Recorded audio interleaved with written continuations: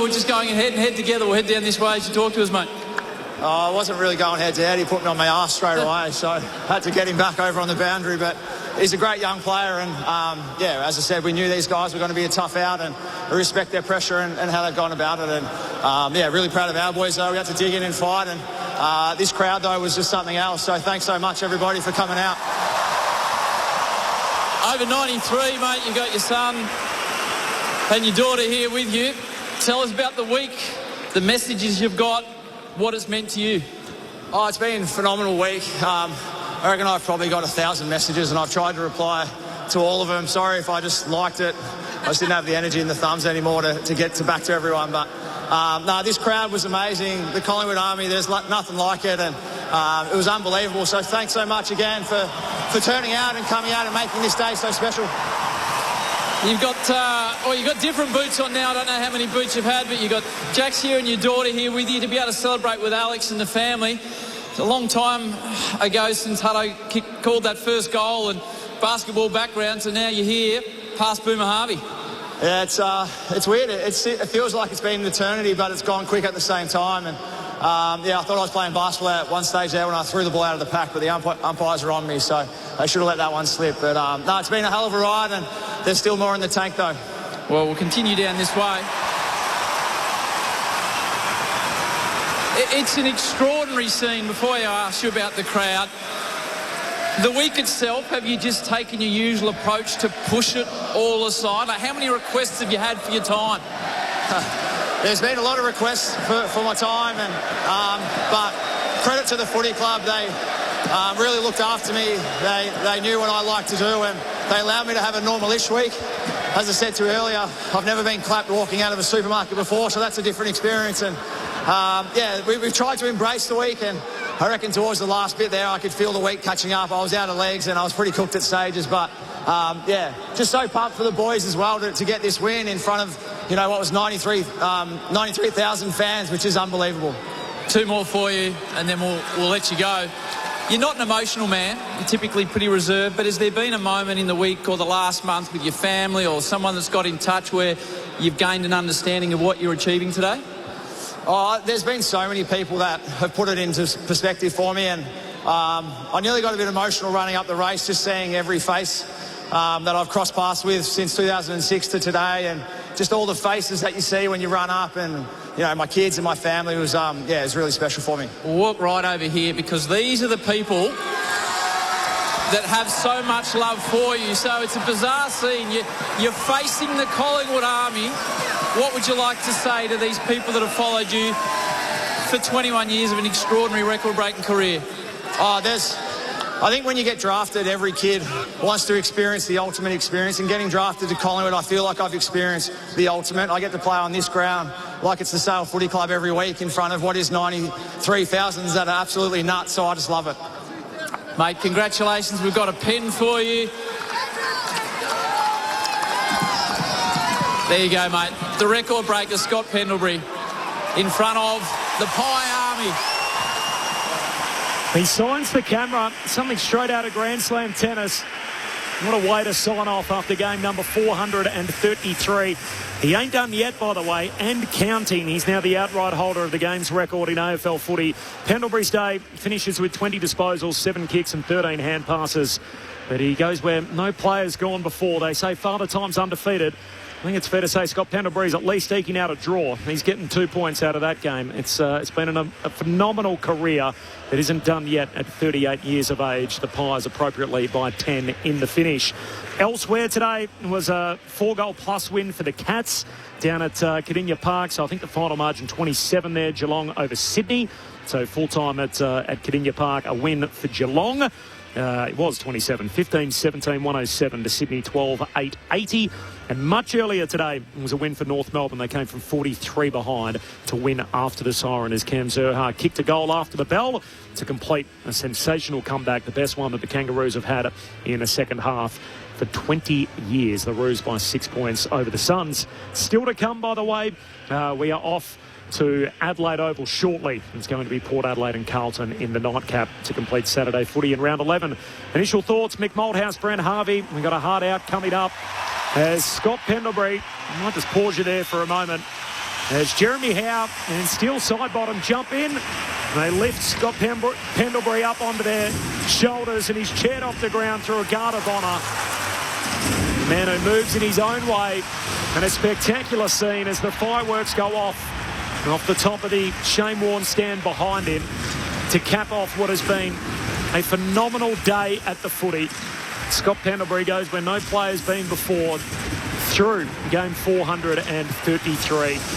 He waves the rest of his teammates off with him to say, come on, let's go and sing the song. The Magpies by 10. Yeah, it's fitting, isn't it? All the fireworks and everything, the way the game ended. I cannot believe it was 10 points called.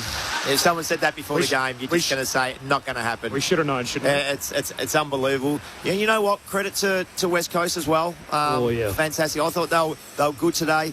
Mick, and it's been on my notes in nearly every quarter, they've just got to tighten up a couple little things. Yep. And they will beat a lot of teams because they were in this right to the very end. Too right, they were. And it was... They made more mistakes than Collingwood did, and it ended up costing them in the end. Little discipline stuff and just fundamental stuff as well. And they're going to be okay. The West Coast Eagles. You know, it's the first time I've seen them play live and for this year, and I think they're going to be okay. Yeah.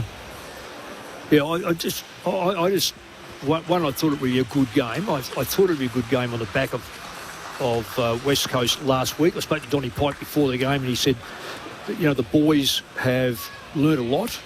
I know we're going to the rooms, but I'll just say that he thought that they'd taken a giant step. Well, and as I said to him, this is a Coliseum. If your boys can hold up, and I reckon they did hold up, Boomer. As you say though, you're on the money. They just needed to just tighten the screws on those undisciplined things. Collingwood by 10 to Ray Chamberlain in the winners' rooms.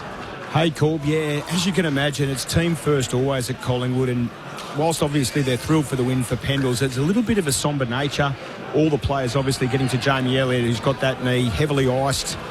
He's got the crutches, but he's in good spirits. He's all smiles and trying to encourage them to enjoy this moment. Talk us through the scene, Ray. Are there many people down there? Yeah, no, they're all starting to stream in now, mate, but they're just about to go to the song, so we'll let that play.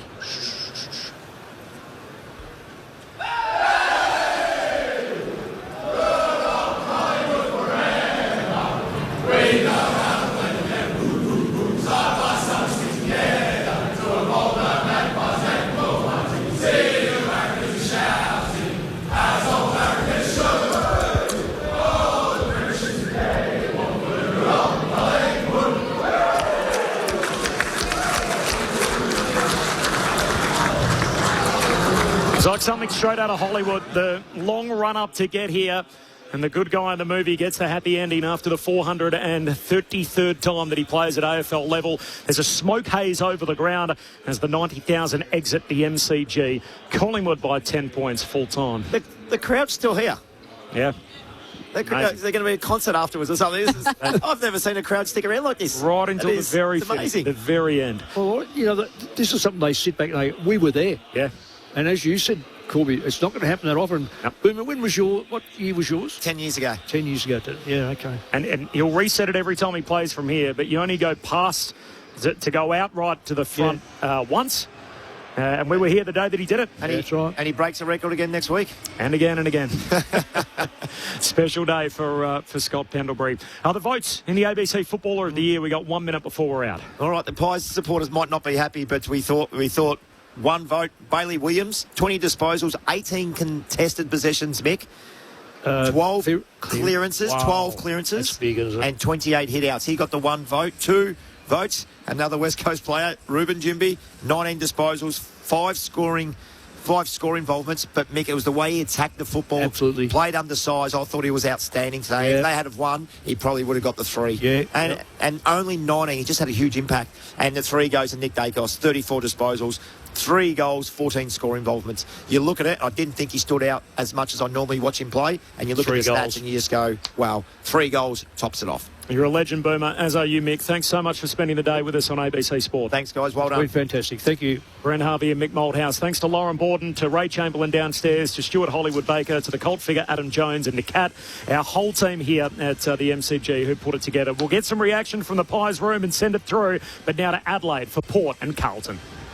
We all know the AFL is the greatest game in the country. We know it's the most skillful, it's the toughest, and it's the most exciting sport there is. From 55, that's a monster bomb! But every year, in the middle of winter, For just 80 minutes, across 3 Wednesday nights. we all agree this might be the greatest sporting theatre there is. He's over! He scored! How good is Origin? Oh, it's the best, Louis. It is the best. There's the big hits. Oh, bang! That's a big hit. And the miracle try. He's over in the corner. Oh, that's miracle stuff. With a rivalry as heated as any in the world. With a melee over the touchline. They come from everywhere. This is wild. State of Origin, Game 1. Catch every minute live this Wednesday On night. ABC Listen. And that is unbelievable to watch. take our word for it, it's sport at its very best. ABC Sport.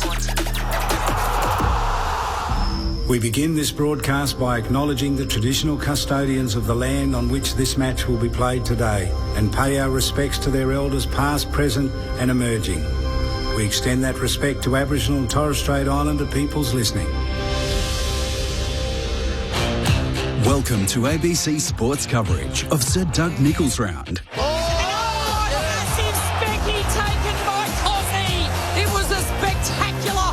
Bradley Hill traps it here, snaps and goals. Martin scoops it up, shakes the tackle.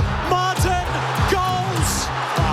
He is one of the most electrifying forces in the game, Maurice Rioli. And that's a moment as good as any you'll see in the competition this year.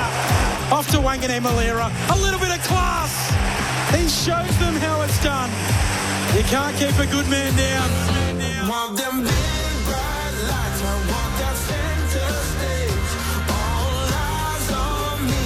Ain't this why you came? He bursts away from Windsor. Good luck catching him. Cameron with a touch of class. Bouncing ball, Simpkin goal.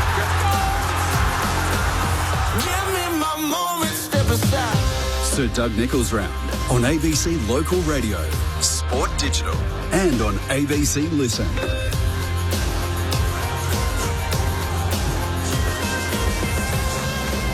Sir Doug Nicholls' Indigenous round continues under the bright lights of the Adelaide Oval as two of the league's newest coaches collide, Josh Carr and Josh Fraser for Yada Bulti and Carlton on ABC Sport. Can the Power finally get a win after 5 losses in their last 6 by an average of 9 points? They need some reward for effort. And the Blues, meanwhile, hoping to prove that new coach bounce last week wasn't a one-hit wonder. We'll see what they can do tonight here in South Australia. Aaron Bryans to call the action for you. No late changes either. Alongside me, Tom Wilson. Good evening, Tom. Good evening, Aaron. I heard you in the other game talk about how it's 14th versus 16th. Yeah. 3 wins, 2 wins, so 5 wins between them. But both teams have won a lot of quarters of footy. So it's about putting it all together for both teams tonight. And I feel like Port Adelaide are due to do it. So it would be great to see a good performance from them tonight. Glass half full as it makes this game very important. When you've only had a few wins in the year, it makes it very vital in terms of your standing in the season. A couple of superstar experts in the box as well. It's great to welcome in the 7-time All-Australian and Triple Premiership Crow, Ebony Marinoff. Good to see you, Noffy. Thanks for having me. No, it's good to be back. I'm excited for this one. I've been kind of riding the waves of the Football Club this season and really excited to see how they go. Always watching live, you always like to, a little bit more critique. But, Yata Bully tonight in Zach Butter's 150th game, you almost feel like they've deserved more 4 points, but it's been exciting for Port fans to be able to see what they've been able to do under Josh Carr and a new game and a system. And I think the synergy is building. But we continue to talk about 4 points in AFL and they haven't got them. So for Zach Butters tonight, hopefully they can get over. Harry Mackay's 150th as well out there for the Blues alongside Ebony Marinoff. We've got the man involved in 9 flags with Port Adelaide, the South Australian Hall of Famer. Stephen Williams is here. Welcome, Steve. Thank you, Aaron. Tom, Noffy, nice to see you all. Yeah, what a great night for beautiful conditions, a good crowd in. And both sides have, as you said, Tom, played some pretty reasonable footy throughout the year, but just not able to get over the line. The Blues were able to get that win last week and Port probably another honourable loss up in Darwin, but I think Port supporters have probably had enough of honourable losses, so they'll be looking for the 4 points tonight. Text line tonight 0437 774 774. As I said, no late changes. So Todd Marshall back for the Power at the expense of Dante Vicentini. He'll play forward tonight, the former leading goal kicker. The Blues lose a massive amount of experience, 470 games. No Wiedering, Hollands or Williams. They bring in Dirksen, Byrne and Young, the three inexperienced trio, to see what they can do tonight. The fifth member of our team downstairs here in the great state of South Australia is Braden Ingram. Braden, what's it like down at ground level? Well, good evening, Aaron. We were told, or the Bureau of Meteorology said 5% chance of rain. It's going to be a clear night. It's currently drizzling out here. So hopefully that doesn't continue, but this has just arrived in the past few minutes. 17 degrees, only a north-easterly at around about 6 k's an hour. The benches, Murray's, Wines, and Nastasopoulos, Watkins and Lai for the Power, and for the Blues, it's Wilson, Hewitt, Ison, Byrne and Young. Travis spoke for the first time. He, of course, spent so many times in that right-hand dugout. He's now in the Blues dugout in a leadership capacity, sitting at the back. I just wonder if it's a little bit of a strange experience being back at the Adelaide Oval in the Blues kit. Feels a little sacrilegious, that's for sure. Thanks, Braden. It's Yarrapulti and Carlton, Saturday night footy on ABC Sport. Tom Wilson to get us underway. So Port Adelaide up against Carlton. Sweet runs through the contest. Horn Francis runs over the top, and then Walsh dives on top of him. We'll do it all again in the centre circle. Saturday night footy for ABC Sport. Knocked away towards Richards, who snaps it around the body up to centre half forward. Georgiades charges through, runs over the top, then regathers. Strong tackle laid on him by Harry Dean. And we'll have a ball up in Port Adelaide's right half forward flank. 30 seconds gone in this encounter. Blues in their white strip tonight. Indigenous Guernsey as well, same as Port Adelaide in the home. We'll get through it across the evening. Tap down to Patrick Cripps. He's quickly tackled, got the clearance though. Burgoyne underneath it, tunnelled a little bit by Hayward. Put it down, but Horn Francis is there to pounce. Gets the Power up to right half forward. Late fly from Georgiades, hits the deck. Berry set upon by a couple of Blues. Ball up. Well, we always often see Willem Drew go to someone. It looks like he's taken Patrick Cripps for the start of this game. So deadly last week against the Dogs, Cripper. Probably a good matchup to have for Josh Carr. Georgiades playing out on the 50 arc and Marshall playing out of the goal square, so that's a bit of a change for Port. Second ruck contest in this stoppage. Sweet cops one high and pulls out. Tap down towards Cripps, who retreats to Walsh. Hands it to Florent, zigging and zagging through two. Did well to thread the needle. Hands it to Pitnet, back to Walsh. Patrick Cripps now on the eastern wing. Low drilling kick. Tumbles its way up to left half forward. Kemp caught behind Radaglia. Port get the turnover. Richards back towards Farrell. Buffeted off his kick, but it rolls back to Richards. They have some time through Byrne-Jones. He goes along the wing. He finds a teammate on the outer side of the ground. It's Berry. Goes short to Marshall. Back to the future for Marshall. Up towards Georgiades, too hot for him. Fisted down towards Florent. Quick kick out of defence by Carroll, and Marshall couldn't complete the mark. Goes to ground. Cripps gathers for Carlton. Low ball in towards Frankie Evans, a former Port Adelaide player. Kicks up the ground. Couldn't complete the mark. Down up the ground there was Jagger Smith, but he handballs to a teammate, and he's immediately wrapped up by Darcy Byrne-Jones, and we'll have a ball up just forward of centre wing outside the centre square. Still no score here at Adelaide Oval. Quickly tossed up. Pitnet taps it down, looking towards the eastern boundary line. Walsh first to it. Drew wraps him up. Ball shoots out. Berry gives it to Butters. Gets a quick kick off a step. Up to right half forward for Yarrapulti. Marshall 2 to beat. Can't control it. Coming through Haynes. Fumbled. Knocked it towards Horn Francis. The Power get another crack. He'll give it to Drew. Rolling ball up to right half forward. It's not going to go too far. Held up in the tackle, and we'll get a ball up near the Wanganeen stand as Jack Whitlock is ripped off the deck. No score so far. Opening 3 minutes here at Adelaide Oval. Saturday night footy on ABC Sport. Sweet down. Richards quickly kicks inside 50. He hit and hope. He didn't really look. And Shearer's sitting back with the intercept mark.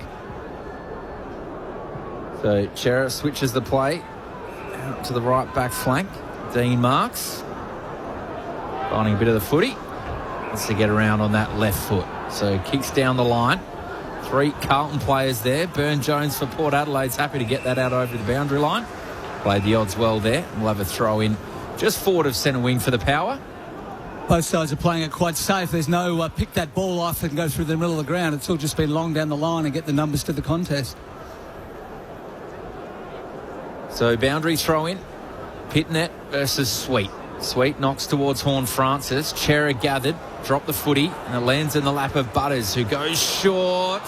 Durden couldn't complete the mark, but gathered. He's got some support when he goes back to Farrell, who kicks a high ball inside the forward 50, looking for Berry. He's playing behind, brought to ground. Whitlock's in there, worries his opponent out of the ball. Handballs towards the boundary line where McKinlay gathers, keeps it alive. Back to Whitlock, inside to Durden. Dribble kick up towards Marshall in the right forward pocket, but dribbles out over the boundary line near the scoreboard. Bit of hot potato, I think. Gus Pulley's play is about 4 or 5 handballs.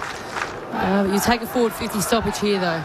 Voice of Ebony Marinoff at ABC Sport. There's a rush pre-game early text coming in. Which end of the side's kicking to? So which side of the radio dial? The power headed to the left, northern end, and here it comes. Tossed in, Sweet took it out of the ruck.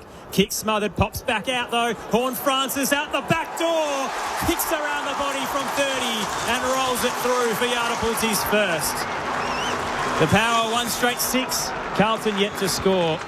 And we've played 4 minutes of the opening term on ABC Sports. Stephen Williams, Ebony Marinoff, your experts tonight. Well, he's certainly the man that Port Adelaide want to get up and into the game. An early goal certainly will give him some confidence. He's had some blinders this year, but he's had some below par games as well. So good work by Drew just to get that handball out, and a nice snap around the body by Horn Francis. I mean, you'd argue that Sweet's in pretty good form as well, and the ruck battle between him and Pitnet's going to be a fascinating one. And I just think that the forward 50 stoppage for Port Adelaide, it's pretty powerful when you've got someone like Jason Horn-Francis who can finish like that. That's a class finish from a forward 50 stoppage. Great handball by Drew. So could be an early injury. Braden Ingram. Tom, it's Matt Carroll who's just limped off straight away right in front of me right now. He can't put any weight through his left leg, so he's headed straight down the race. Yeah, not good news for the Blues. Yardapulti with the first goal of the game. Pitnet runs through the contest and pushed Sweet out the way illegally. So the Yardapulti ruckman gets the free kick. Decides to get it in there quick, looking for Whitlock. Punched out over the back. Carlton have the numbers. Dean to Newman. Further by hand to Haywood. Worked well there to Evans at left half back for the Blues. So got out of trouble quite easily there. Not many options now for the former power player, so he kicks it long down the line. Radigalia with the spoil, but it goes to ground. Clean hands to Walsh. Handballs forward to McGovern. Going inside to Ainsworth. Now Cripps. Look at him roll, and he's got a free teammate up forward. Couldn't quite hit the target, but Mackay gathers, snaps around the body with a bouncing ball. Doesn't get to the goal line. Ware's under a bit of pressure. He's got some support, though, with Farrell. And took him on long enough to get it out of defence. Has some options at right half back. Laser pass to Burgoyne. Port want to move it fast here. Up towards the centre wing logo. Cutting in late with a hard fist. Dean just clatters into Berry. Hits the deck on the logo. Chera trying to rip it out. Head over the footy as well. McKinlay threw it on the boot. Ricocheted off a couple of shins. Dean gets it for the Blues. Hospital handball to his teammate.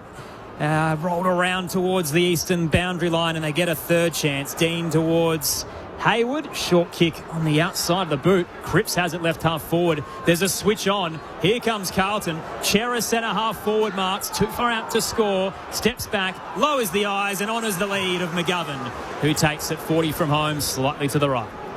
Real opportunity lost for Port. They had the numbers outside, but Burgoyne's kick just had far too much hang time, and Carlton were able to bring the ball to ground, win it back, and then use it nicely. Find McGovern, and he's been in good goal-kicking form. 31-year-old knows all about this venue, playing for the Crows, but he is their leading goal kicker at the moment, Mitch McGovern. 19-7 for the year.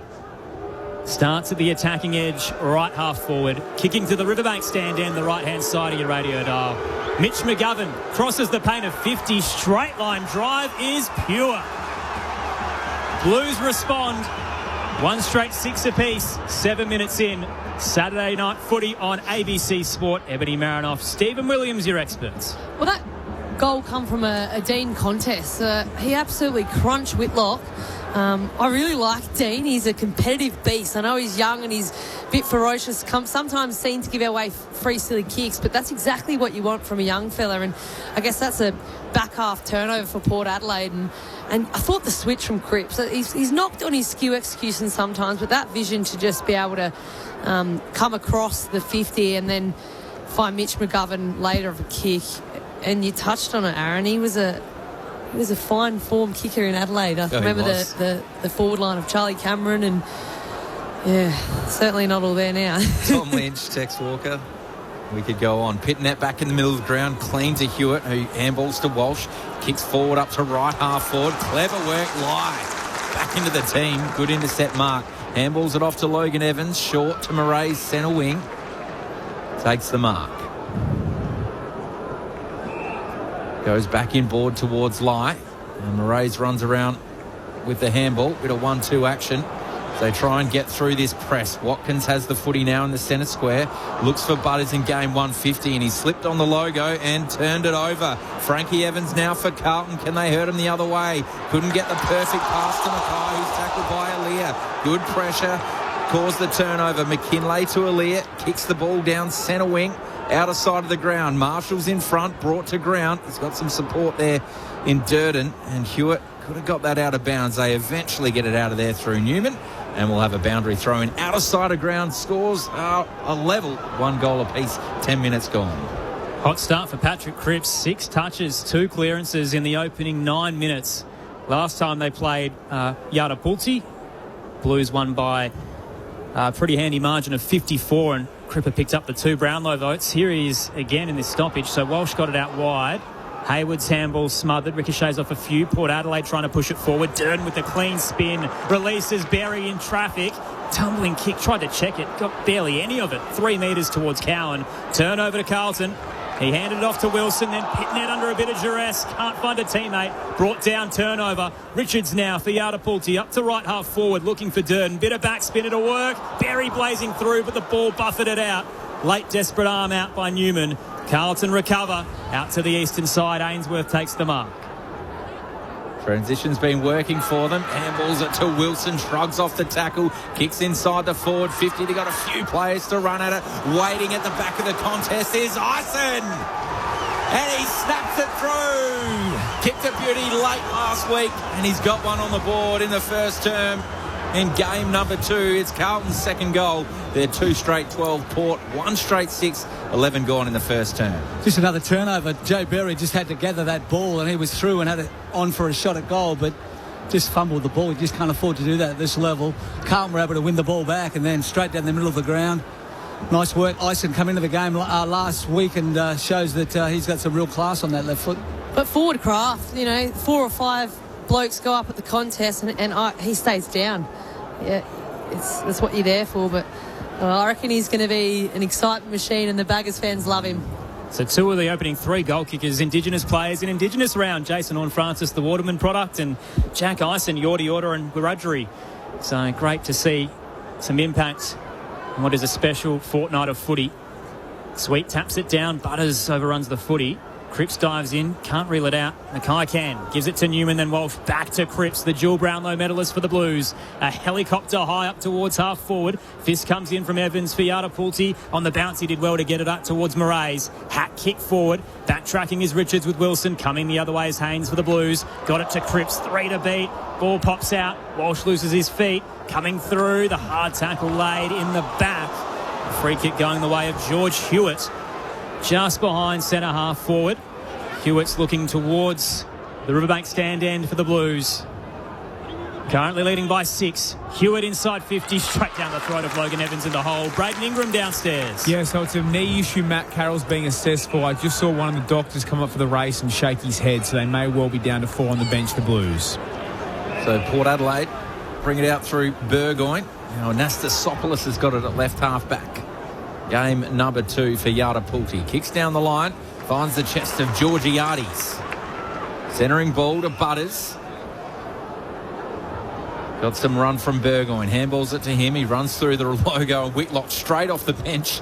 Gets a touch, kicks towards Georgiades. Flying over the top was Dean.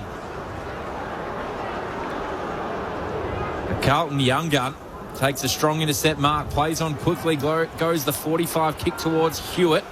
They've been transitioning well up towards Walsh, but missed the target, intercepted by Burn-Jones. Kick was just a little too heavy there. They had the overlap. Now Yardapulti get a crack. The power down 6. Kick out wide to Burgoyne, right in front of the benches. He'll go inboard to Horne-Francis. The opening goal kicker, as Stephen said, had a really hot patch in the middle of the year, but has fallen short the last two. This kick is terrible, trying to get it out wide to Watkins. Intercepted well. Francis Evans knocks it towards Jagger Smith. Screws the kick up to the spine. Right in the centre square. Mark taken by Flynn Young. Drives it straight and hard into the pocket. Cutting across is Aaliyah. Out the back door though. Ison pump fake. Centering kick. And Byrne takes the mark at the top of the goal square. Jack Ison is looking like a product. How's the finish? And execution and awareness that there's someone in a much better position. But that's some skill set there. Turnovers again. Horn Francis in the middle of the ground. Just Port Adelaide just seem to refuse to want to move the ball quickly. They're just going back, giving Carlton the chance to push numbers behind the footy, and when they turn it over, the Blues just pick it up and stream forward. The third round pick out of Koroit in his sixth game. Taylor Byrne comes in from 15. Byrne kicks the goal, and the Blues are on fire. 3 straight goals. They're up by 12 at the 14-minute mark. 3 straight 18 to Yada Pulti's 1 straight 6.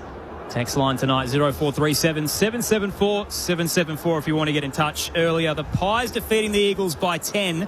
Thriller there at the G, but a lot of injuries. Jamie Elliott looked like he's done a knee, stretch it off. Darcy Moore with a hamstring, Will Hayes with his shoulder, and Geelong knocked off Sydney by 27 at Cardinia. That's a massive win from Geelong Cats. We always talk about them having a good win record at Cardinia Park, but you'd say that Sydney were in a hot form as well as Freo, but they just linger, don't they, they Geelong Cats? Always up the mark. Very impressive. Certainly are. Port Adelaide beat them earlier this season. Very much so. Back in the middle of the ground. And Port Adelaide need a response after Carlton kicked the last 3. Now on Francis, handball to Drew. Pumps it inside the forward 50, and that's a strong grab from Cowan. That's over the top of his old teammate in Durden at right half back. So goes back to the goal square in Newman.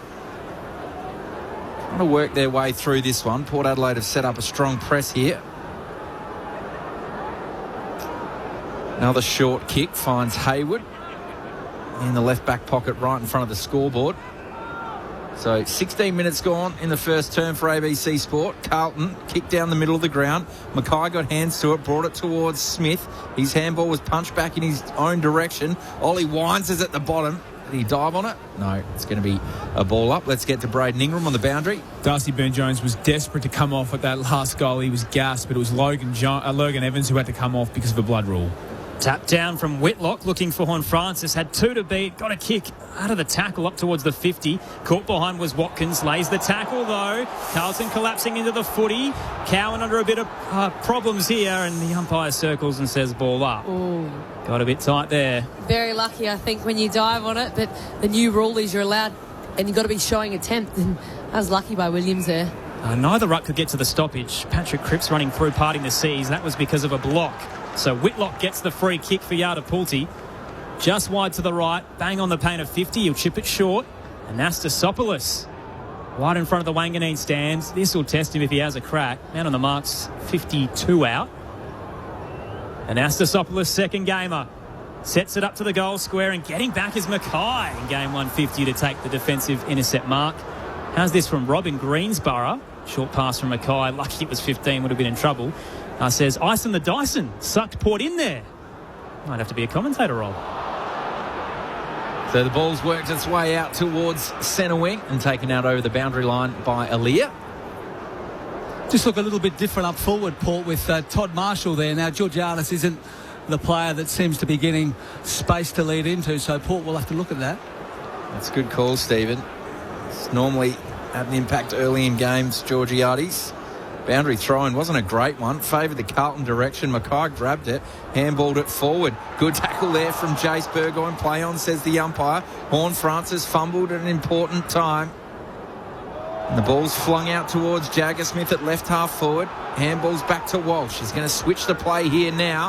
Finds Chera. They're about 85 from goal. Works the handball towards Florent. Short kick. Finds that man Ison. Right half forward, 55 from goal. Moving the ball better here, Carlton. Right on top of this game. So he takes his time, kicks towards 30 metres out. A few flying players. One was Hayward, rode by Hewitt. Evans flicks it back to Smith, to Walsh, who sets sail from 40 metres out to make it 4 in a row. Carlton are on fire. They go to 4 straight 24. Port Adelaide shell-shocked. 1 straight 6. 19 gone first term. Just their ability to bring the ball to the open side of the ground and open Port Adelaide up. All the numbers are on the other side. Carlton switch it, and they've been really precise in moving the ball forward. Unlucky not to actually mark that ball. They spoiled each other, but they were able to win the ground ball and then get it to Sam Walsh, who's had a good start to the game. And, yeah, it's a great start by the Blues. Voice of South Australian Hall of Famer Stephen Williams there. We've got the triple premiership crow Ebony Marinoff here as well. Carlton by 18, and that was Sam Walsh's 50th career goal. See a star midfielder, but does hit the scoreboard from time to time. Congratulations to him. All eyes on Ben Ainsworth tonight. He's had 149, the former Sun, so see if he can hit the milestone as well tonight. Aaron Bryans and Tom Wilson calling the action for you. Carlton, very strong run here, pitting it down out of the middle. Here they come again. Newman backtracks with a handball. It was a bit dicey. Hard tackle laid by Willem Drew as he holds up George Hewitt. And might be a little bit of concern at the bottom of the pack here. I think it was Ainsworth. Yeah, Ainsworth is a little proppy on that left knee. Wants to stick around the stoppage, but he's hobbling a fair bit. Sweet taps it down, only finds Cripps. Gets a kick away up towards the centre circle. Lands in the lap of Josh Lyon return. This is where you like to see them really just win that turnover and go quickly, but they take their time and give Carlton the opportunity to get extras behind the footy. Lyon sends the power up to left half forward. Courageous from Cowan to get in front. Cuts it off with the intercept mark with 2 coming the other way. Ainsworth staying out there, so hopefully just a little knock. Blues comfortably up at the moment by 18. Cowan centres the kick across D50 to Florent. Straight up the spine he goes. Mark taken by Ainsworth, has a runner in Wilson, hands it to him. He nearly blazed straight into trouble. Anastasopoulos couldn't bring him down. Hands it out wide. Chera towards the 50 for the Blues. Thinking about a fly was Ison, but Elias stood firm and takes the intercept mark right back pocket for the Power. Goes out towards right half back, and Logan Evans back on the ground after the blood rule and sends it straight back to Alir at fullback. And they're waxing between the pair. He goes back and gets the handball, kicks up towards Ware, who dropped a mark. Important drop. Hewitt gathered, steals, lowers the eyes, finds McGovern. Not the required journey, so he blazes away at home and misses everything across the face. Out of bounds on the full. Carlton are really all over the way. Port like to bring the ball out of their defence with that short chip kicking. They've been able to man up and make it really tough, and Porter tried to pick off the hard ones, and they've been able to turn the ball over. Savaradegalia with a high thumper up to right half back, and the fist comes in from Dirksen. Knocked it out towards the boundary line. Rashudo stands. A couple of players collapse into the footy. We'll get a ball up. Richard from Geelong's texted in, enjoying the call while turning tonight's roast chicken into homemade chicken stock. Very happy Cats fan. Tossed up left half forward at the moment for the Blues. Drew gets it out of the stoppage. Hands it out to Anastasopoulos. Winds now to Butters. Heads towards the broadcast wing. Didn't have a lot on offer, so he tries to place it in the path of Ware, and it bounces perfectly. Had too much momentum, though. Hayward was tracking him. He fell over. Ball rolls out. He gets another crack. Ware, handball a little bit too wide for Whitlock. Coming by was Wilson, and he had too much momentum. Kicked it into the defensive 50. Carlton were under pressure. Cowan's mopped it up. Gets it to Haynes, and the Blues now out to the eastern side. Burn in front. Fist comes in from Burgoyne, and he wins as well. Beautiful Hollywood handball over the back of his head to Sweet.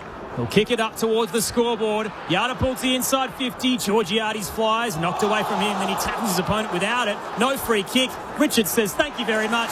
Gives it to Drew and centres his kick to Horne-Francis. 35 out straight in front. I think that was a left foot by Willem Drew there. Just be able to, again, Carlton did that previously, have a bit more method going inside forward 50. Jason Horne-Francis in a much better position rather than blazing away, but they'll take this and need this certainly, Yash Pooley. First bit of composure we've actually seen going forward for Port Adelaide. Drew actually used his head, just looked around a little bit and found a free player. So Jason Horne-Francis, the Waterman man in Indigenous round. Methodical approach from centre half forward. Crosses the paint, hard kick from 40, and he doubles up in the first. The Hornets got his sting back. Port responds after a flurry of goals from the Blues. Carlton, 4 straight 24.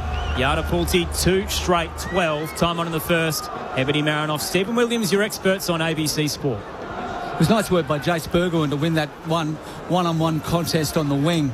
He was behind, he was able to bring the ball to ground, get it to Sweet, and Port were able to go forward. So Burgoyne started well. Had the 6 touches, and Horn Francis with 7 and 2 goals. Horn Francis owed him one because he did that lazy little dinky kick in the middle of the ground, and Carlton were able to intercept and turn that turnover into a goal. So, but nah. Jason Horn-Francis, pure class, and this is what he can do. He can average his 20-odd touches, but he always kicks a couple when he's certainly on. Back in the middle of the ground, Pitnet knocks it down. Smith runs onto it, tackled by Butters, goes to the ground. Horn-Francis in there putting pressure on Cripps and Nick Newman, but Billy Wilson flies through with the forward handball. Frankie Evans shrugged a tackle from Anastasopoulos. Handball's out to Newman, goes inside the forward 50. Lear brings it to ground. A handball, a rush forward, Ison tackled. Got the handball away in time. Hewitt rode a high one. Too high. May have ducked. Free kick, 25 out. Just further up the ground, Carlton were able to bullish through 2-3 tackles from Port Adelaide players. It's just not good enough. And throughout this first quarter, I sense a little bit of bullying from Carlton. Like they're bursting through, Port Adelaide players. It's uncharacteristic, but yeah, Carlton look ferocious with their leg drive through contests. Bigger bodies, and one of those is George Hewitt playing up forward tonight. Goes for home and gets one straight back, puts it back to a 3-goal margin. No one can miss here tonight. It's his first. Carlton 5 straight 30. Port 2 straight 12. 25 gone. Braden Ingram. Bit of a scuffle after that goal as well. The Blues getting into a couple of the power plays, but the news concerningly for the bench is that Matt Carroll, he's officially out of the game, and the Blues do worry that it is an ACL. Well, that's horrific news for the young gun there from Carlton. Not what we want to hear. Seen a few this weekend already. It's had a rough journey as well. So he was a rookie draftee a few years ago, gets delisted, picked up again last year as a supplementary player, and now he's had a knee. He just can't get a good run at it in terms of his footy career, Matty Carroll.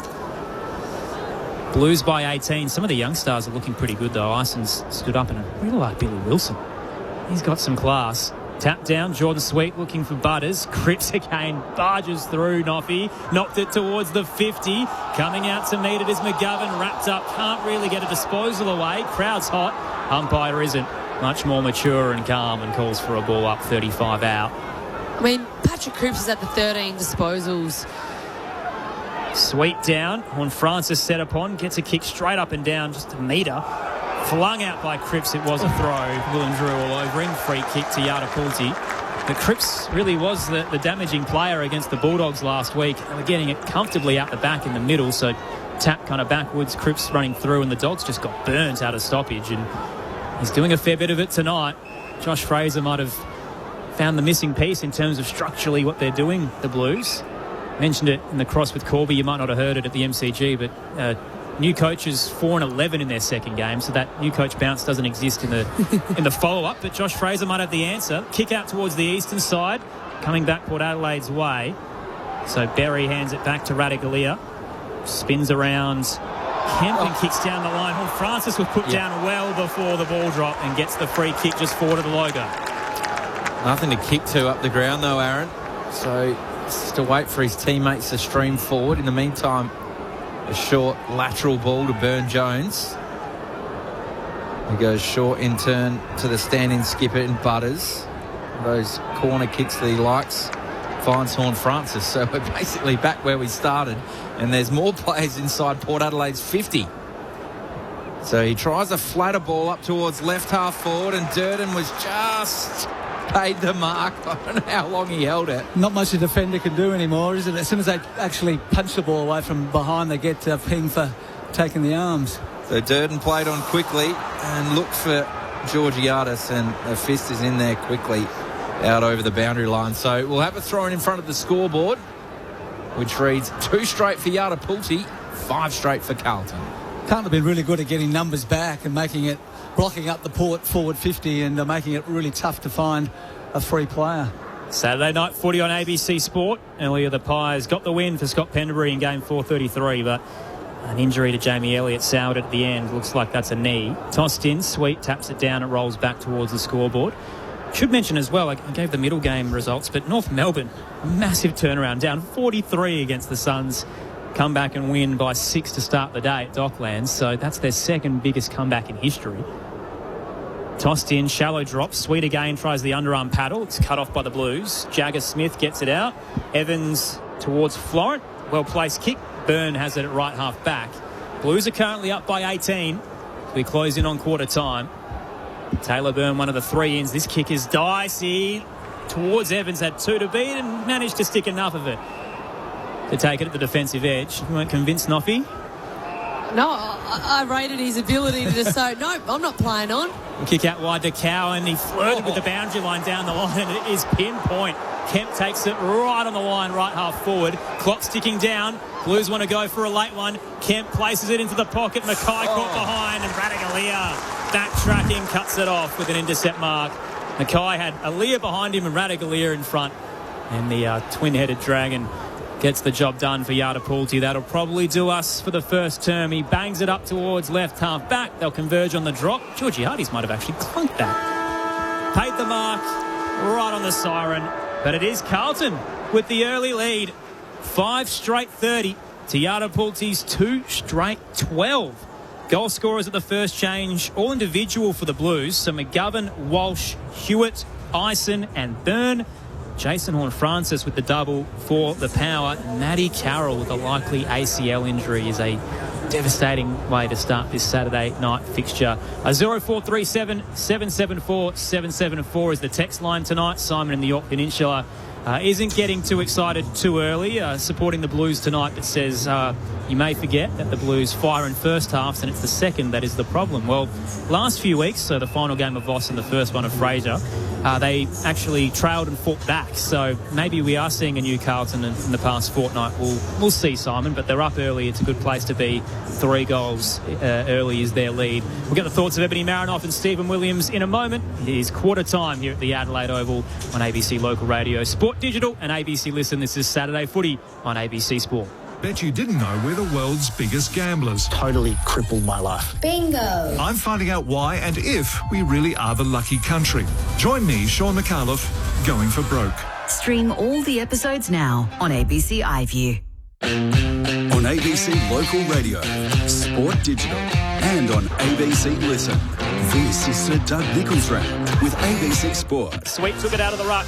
Kick smothered, pops back out though. Horne-Francis out the back door.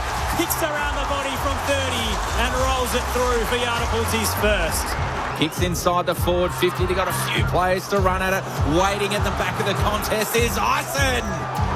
And he snaps it through. Kicked a beauty late last week, and he's got one on the board in the first term. Mark taken by Flynn Young. Drives it straight and hard into the pocket. Cutting across is Aaliyah. Out the back door, though, Ison pump fake. Centering kick, and Byrne takes the mark at the top of the goal square.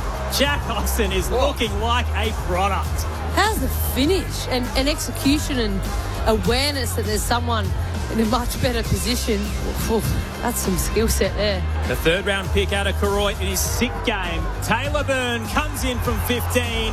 Byrne kicks the goal and the Blues are on fire. 30 metres out, a few flying players. One was Hayward, rode by Hewitt. Evans flicks it back to Smith, to Walsh, who set sail from 40 metres out to make it 4 in a row. This is Sir Doug Nichols Round on ABC Local Radio, Sport Digital, and on ABC Listen. Cracking start to Saturday night footy on ABC Sport. It's the Blues by 18 over the Power. Both sides have not missed a shot. Carlton 5 straight 30, Yardapulti 2 straight 12. Big day of footy. So we started with North Melbourne, down 43 in the second term, kicked 6 of the last 7 goals and defeat Gold Coast by 6 points. Cam Zerha after the siren to win it for North Melbourne. Then we headed to the MCG, where Scott Pendlebury celebrated his 433rd game, the new games record holder. And Collingwood got the job done against Walich Marawa, the Eagles, by 10 points. Didn't come without a cost, though. So Jamie Elliott with a likely knee injury, stretched it off in the dying stages. Darcy Moore with a hamstring. Will Hayes with with a shoulder. Nick Dacos best on ground with 34 touches and 3 goals, and Pendles had 20 in the celebration. We'll hear from Jack Crisp likely at half-time on ABC Sport. And Geelong defeated Sydney by 27 points there. Max Holmes are the 3 votes in the ABC Sport Footballer of the Year with 35 touches to his name, and Jeremy Cameron had 3 majors as well. Aaron Bryans, Tom Wilson calling the action here. Ebony Marinoff, Stephen Williams, your experts. What'd you make of the first term, Noffy? I was really impressed with Carlton's ability to use the handball.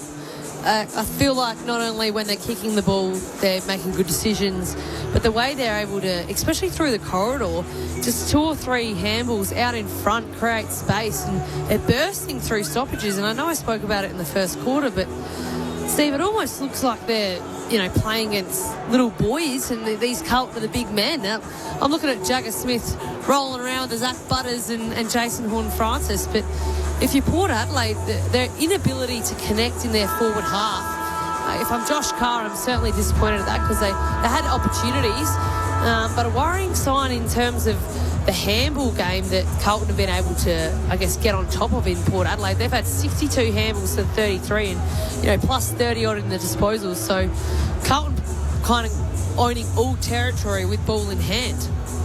They are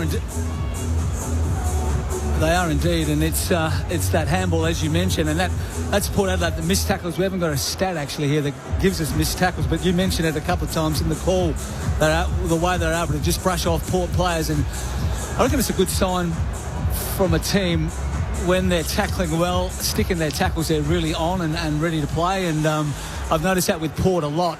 When they're tackling well, you go back to that Geelong game, there was no Geelong player that was able to get around it, but it's a mindset thing.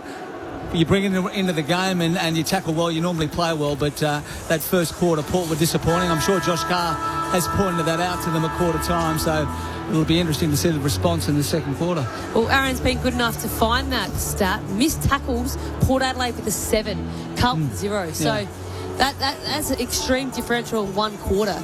But one thing, obviously, I'm a little bit focused on, but I've watched a lot of Carlton throughout this season, and the energy towards the 1%ers and the defensive acts, you can see a real effort, even if it's a midfielder getting back to their defenders. It looks like they're playing with a little bit more energy. Like, it looks like they want to be there, but that's great. I know that they're winning, but I certainly don't think we saw that from Carlton players earlier on in the season. The numbers are looking like last week. So they beat the Bulldogs by 12 in Josh Fraser's first game. They won contested possession by 31, disposals by 69, and clearances by 9. And you look at, I guess, quarter time where we're at now, and it's kind of heading in that direction in terms of those numbers. So the Power need to find an answer, because Carlton are starting to look like they're in rhythm. Josh Fraser might not want the job, but he might be handed it the way he's going if they can get the job done here. Still plenty of footy to play out this year. It is the Blues by 18. Second term underway on ABC Sport. Thumped forward by Jordan Sweet down towards Butters, who hands it back to Drew. Quick inside 50 for the Power. It's curling 30 from home. Dirksen lost it in the lights. Rolls out the back door. Marshall's onto it. Slaps it centrally. Terrific lead. And Anastasopoulos over his head. And misses to the left. That would have been his first goal in footy. Instead, it's just a minor score, the first blemish of the night. It is Carlton by 17. Just hit the post. He actually hooked it back further. He couldn't believe he could actually get it back that far, but he did. Another missed tackle. Another missed tackle as Hayward gets it to his former Swans teammate. His current Blues one in Florent. Kicks down the line. Horn-Francis, though, in front of Cripps, gathers the footy, tries to handball it back to Aliir. Cripps goes again with another tackle. Aliir did well to Burgoyne, to McKinlay, left half back for Port Adelaide, up towards the wing, and Georgiades marks. He's hurt himself a little bit there. Really knocked himself out. And here's that sliding chest mark, Stephen. Yeah. He's up and going now on the logo, outer side of the ground. Kicks up towards right half forward. Flying was Whitlock at the back. Good grab, 50 out. Just shows some signs, this young guy, doesn't he, that Port Adelaide people can be excited that he's going to be a pretty handy player in the future. Love the way he jumps at the footy. Kicks this one to the top of the goal square, up towards Sweet. They had the numbers, Carlton. Sweet ripped off the head of his opponent in Dirksen. Sure, no free kick. Yeah, the umpires are normally all over that, aren't they? But it was almost that obvious that they missed it. He's a bit stiff. Wade Dirksen in his third game. Just got clattered into by the big man. Tossed in now. Port's 50, Riverbank stand end. They're down 17. Sweet looking for Anastasopoulos. Didn't quite reach him as he falls forward. Hewitt rips it out there for the Blues. Hands it to Evans, then Florent. This is a great chain. Smith to Ison, but he turned into trouble. Butters was waiting, caught him high. Even then again, Carlton's handball. That's 3 forward handballs out of Port Adelaide's forward half. It's going out way too easy. Jack Ison takes it on with a long kick up to left half forward. Knocked down. Rolls its way towards Newman, who shoots the handball forward. Ainsworth loops it up to the attacking edge. Hayward's got some space to turn. Picks a target out. Mackay's the one he wants. Front position, Aaliyah brings it down, but tackled as he tried to get a kick away. Rolls towards McGovern, buffeted away from the footy. Jagger Smith with a good tackle on Burn-Jones. Ball up to come, 20 out, straight in front for the Blues. That was great work by Aaliyah. Looked like Harry Mackay was going to gobble that up, but he was able to get back and give a great contest. Tossed up, sweet to Butters. Aaliyah will hand it out. McKinlay can get the clearing kick to the eastern wing. He's going for territory. In the old days it might have worked, but that's a lasso free. Florent gathers the footy. He'll have it for Carlton. 80 from goal, outer side of the ground, right half forward. Leading by 17 points. So takes on the man on the mark, Anastasopoulos. Kicks inside the 50 now. Cripps strong. Takes the mark in front of Aaliyah. 35 out directly in front. Just a really nice kick by Hayward there. Just lowered his eyes, and we know what a beast Cripps is. It was a terrific mark in front of Aaliyah. Having quite the night. This is going to be possession number 14. 223 metres gained. 4 clearances. On that, Tom, like, he's not renowned for massive metres gained. You know, heading into the second quarter to have 200-plus metres gained. He's probably on track for a good night in the metres gain area. He's carried this club for his whole career. Patrick Cripps from 35 metres out, drop punt, goal. They get the first of the second term and they extend it to a game-high margin of 23 points. There's 6 straight 36. Port 2-1-13. 4 minutes gone for ABC Sport. You wonder whether Ollie Wines maybe gets a crack at Patrick Cripps. Ollie's only had the one disposal so far, a handball. I know he's been on the bench a fair bit, but he's a similar size, similar body shape. Maybe he's a guy that can sit on him and see if he can quell his influence. Like, it's an interesting one, Steve. Ollie Wines has played 35% game time. Like, what's that doing for the team and the team dynamic when you are coming up against a pretty strong midfield in Carlton? Like, it seems like a little bit of a wasted opportunity for a rotation. And also Ollie's confidence, you know. Yeah. He's a Brownlow medalist. They don't seem to rate him as highly as perhaps we do. Blues by 23, Saturday footy on ABC Sport. Tap towards Jagger Smith for the Blues. Hands it out wide to Hewitt. Up and under to right half forward. Fist comes in from Evans for the power. Knocked down towards Burgoyne, who hands it to Burn-Jones. Knocked off his kick and off balance, did well to get it to Anastasopoulos. This is a dangerous 45. Patrick Cripps scouted it early. Got a hand in, then shoots the handball back towards Florent. Hospital one towards his teammate in Evans. He's wrapped up by McKinlay. Ball up to come near the Bashir stand. Wines averaging a career low 3 clearances per game and had just 1 against the Suns despite a really high amount of CBAs last week. Tap down, Horn Francis up to left half forward, was looking for Whitlock. Haynes, the veteran, beats the junior. Knocked it towards Wilson, barging through Hewitt, trying to hold onto the footy between two. Popped out in the process. Evans dives in, as does Whitlock, trying to just scrum this ball through Yadapulti. Drew puts his head over it, charges forward. Hewitt wraps him up, and eventually we get a call for a ball up from Jack Howard. You love that from Whitlock. He just had 4 massive efforts to hold that ball to another contest. Blues by 23. Sweep down to Horn Francis. He's smashed into, kicked across the body into the 50, and getting back is Nick Haynes. So Blues have it right back pocket, leading at the moment in the second term on ABC Sport. So the switch is on. Dirksen first. The big fella takes a bounce, kicks up towards the wing in front of the interchange gates, and leading out nicely there was Kemp. He dropped the mark. Sitter. Did well, didn't he, to get front position, and did all the hard stuff and then dropped the easy mark. So boundary thrown in front of the power gates. We've got Josh Carr up in the box, which is something a little bit different this season. Been down on the boundary, so trying something different against the Carlton team, who's started extremely well. They lead by 23 points. Boundary throw-in clean from Jagger Smith. Handballs to the ruckman in pit net to Cripps in the middle of the ground. Kicks out in front of Mitch McGovern. The switch is on. Now the high ball comes in. Aaliyah's trying to float back, but Haywood had the sit. And Haywood has the mark, 35 out in a 45-degree angle, right forward pocket. Just getting smashed around the midfield with those ground balls. Carlton are winning it, getting it out into the clear, and Ali's done pretty well to be able to defend what's come in so far tonight. But Haywood used his body really nicely just to use his knee to push Alia out of the contest and take a good mark. Noted goal kicker is Will Haywood. Certainly was at the Swans, but he's been playing a bit all over the ground this season. Kicked 6 for the year, and this is his 10th game. Kicks a drop punt, and they just can't miss. Carlton cannot miss. It's their 7th straight, and they're piling on the goals. It's a 29-point margin. Quarter 2-1-13, 7.5 gone. Second quarter, ABC Sport. Well, the poise of Carlton, I mean, I don't know the actual number, Aaron, you might be able to tell me, but they're kicking at 73% efficiency. And for Carlton, I'm not quite sure they're renowned for their elite foot skills. They've definitely got a well-balanced team, but that's a great mark by Haywood. But something that's worrying me is this Cripps-Drew matchup. Cripps looks like an absolute man on a mission, and just in that contest there, Drew couldn't keep up with him. He's just looks like he's tracking behind, so... If I'm Josh Carr, I don't know, are you releasing Drew to just get his own ball and leave Cripps because he's doing that anyway? I'm not sure. So Blues this season are 13th for disposal efficiency. Looking better tonight. Tossed up in the middle. Tapped down, Willem Drew.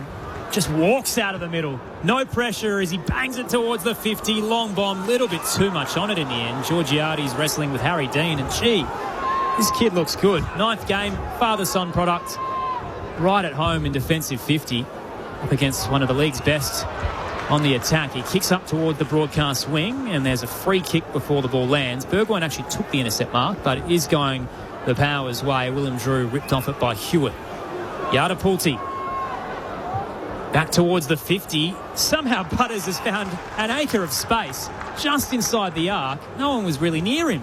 Takes the uncontested mark. Not the man you would imagine that would be standing on his own. Normally attracts a lot of attention, does number 9 for Port Adelaide, but this is an area in his game that he probably needs to get better at. He doesn't kick enough goals for a $2 million midfielder. 3-6 for the year. Game 150 for the Darley product. Pick 12. A few clubs will be ruining missing this guy. He's had 30 touches or more in his last 9. Eyeing off another All-Australian blazer. Zach Butters from 50. Never a chance. Couple of steps. Gave it as much as he could. Good distance. Not enough accuracy. Wide to the right. And it is Carlton by 28. 9 into the second term. So bringing it out of defence is Wilson. And played on. Went short. Got to McGovern. Goes the 1-2. Kicks towards centre wing. Finds his teammate in Cowan. Defensive side of centre wing. Outer side of the ground. And Porter set up pretty well here. So he takes a kick on in the middle of the ground. A dangerous one. McKinlay got in front. He got it to an advantage of Durden. Forward handball to Nassisopoulos. Moraes. Joe Richards. Smart ball. Chips it over the top to Marshall, who marks 30 out. He's got a teammate in the goal square. It's Wang. And he takes the mark on the Indigenous Aboriginal flag. And he'll get a goal here in Indigenous round. It's Georgiades, in fact, who's popped up and taken the mark. It's probably one of the few times Port have actually turned the ball over their side of centre and able to go forward quickly. There was some space, and all of a sudden they looked dangerous. Well, Georgiades has had some question marks over his kicking for goal, but he was never going to miss that. Creates so many opportunities, and boy, did Port need it. Mitch Georgiades gets his first of the night and kicks his 27th of the year. Port 3-2-20, Carlton 7 straight 42, 11 gone second term. Well, Steve, you touched on that turnover game, and Port Adelaide hadn't really looked like they've been able to get a massive turnover in the corridor, and that's exactly what it does. It opens up your defence, and you find 2 to 3 players, all on their own in Port's forward half. But I thought the ability from Joe Richards to just find someone there was smart. You can certainly just blaze away, but those 6 points crucial in this game because it certainly starts to look ugly. Voice of the W Award winner, Ebony Marinoff on ABC Sport, alongside the South Australian Hall of Famer Stephen Williams. It is the Blues by 22. Tossed up Pitnet. Drags it down and then gets the rove as well as he kind of crumbs it and hands the ball out towards Cripps. In traffic, did well to spot Walsh. Now releases Hewitt, who sidesteps McKinlay into the 50 for the Blues and straight out of the middle, straight into the arms of Brodie Kemp. He's 35 out wide to the right. Gee, the Blues ball movement there was slick. And you can add another 2 missed or 3 missed tackles. Ollie Wines just missed a sitter, and then there was a couple of others that they just waltzed through. So if Port can't improve in that area of the game, Carlton will take them apart.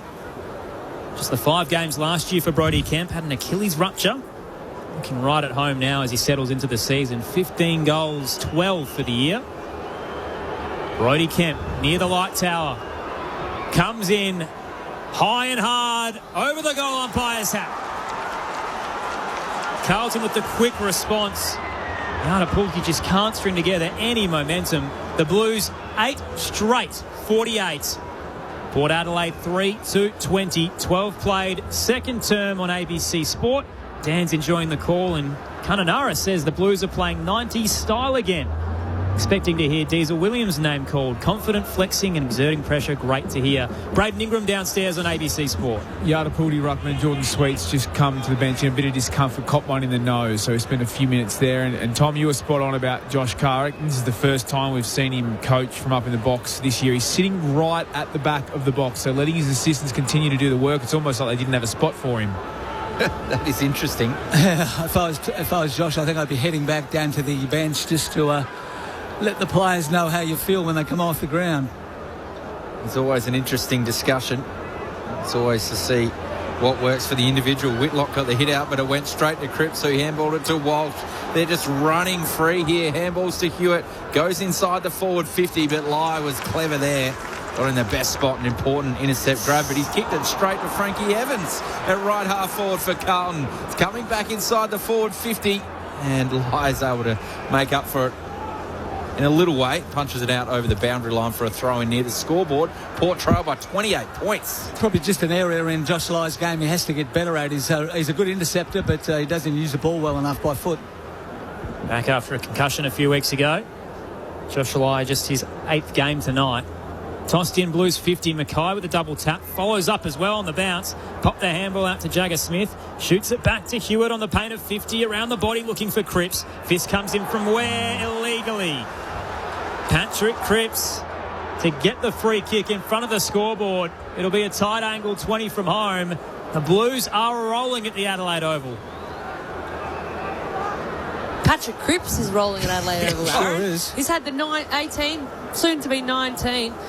And maybe 2 goals as well. So he's the man that is certainly taking Port apart. There were talks about trading him for his value.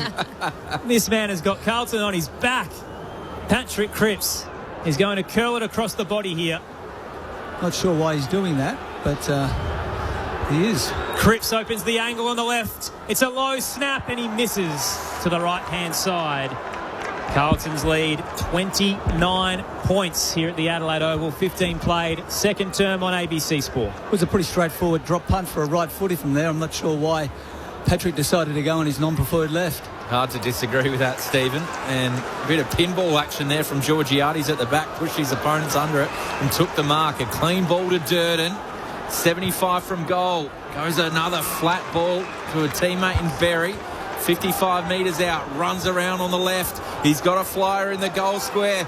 Working hard was McKinlay. And just worried out of it at the last moment. And we rushed through for a minus score. Port 3-3-21. Carlton 8-1-49. 16 gone. Braden Ingram. Harry Dean just waved the trainers off. He's pretty sore though. He copped a shove from Georgiades in that marking contest on the wing. Just keep an eye on him. He just joined us as well. Matty Carroll with a likely ACL in the first quarter. Didn't even touch the footy before he came off. Carlton have it right back pocket. Dirksen shoots the handball to Evans. He kicked it into the shins of McKinlay. Turnover. McKinlay pounces. Beautiful footwork as he fleets his way to the left forward pocket and just can't cash in. Rush of blood. Bangs it into the left hand behind post. Not even going to be a score. Oh, he'd done all the hard work, hadn't he? Yeah, I think he probably had some guys inside. He did have a look, but just rushed that kick. He's had back-to-back Goal of the Year nominees, and that could have been 3 in a row. It would have been. Down the line out of defence, and Mackay reaches high. Takes a good mark, plays on quickly to Walsh. This is where they're tearing him up. Jagger Smith through the middle of the ground. Out wide to Hayward, 70 from goal. He's got a runner in Haynes this way, but he's going to go laterally or straight down the middle. And Mitch McGovern dropped a sitter, working hard with the handball towards Hewitt. Swung 360 in the tackle play on, says the umpire. Snap on the left by Ison! What a goal! Boy, this kid is something. And that's his second on the left.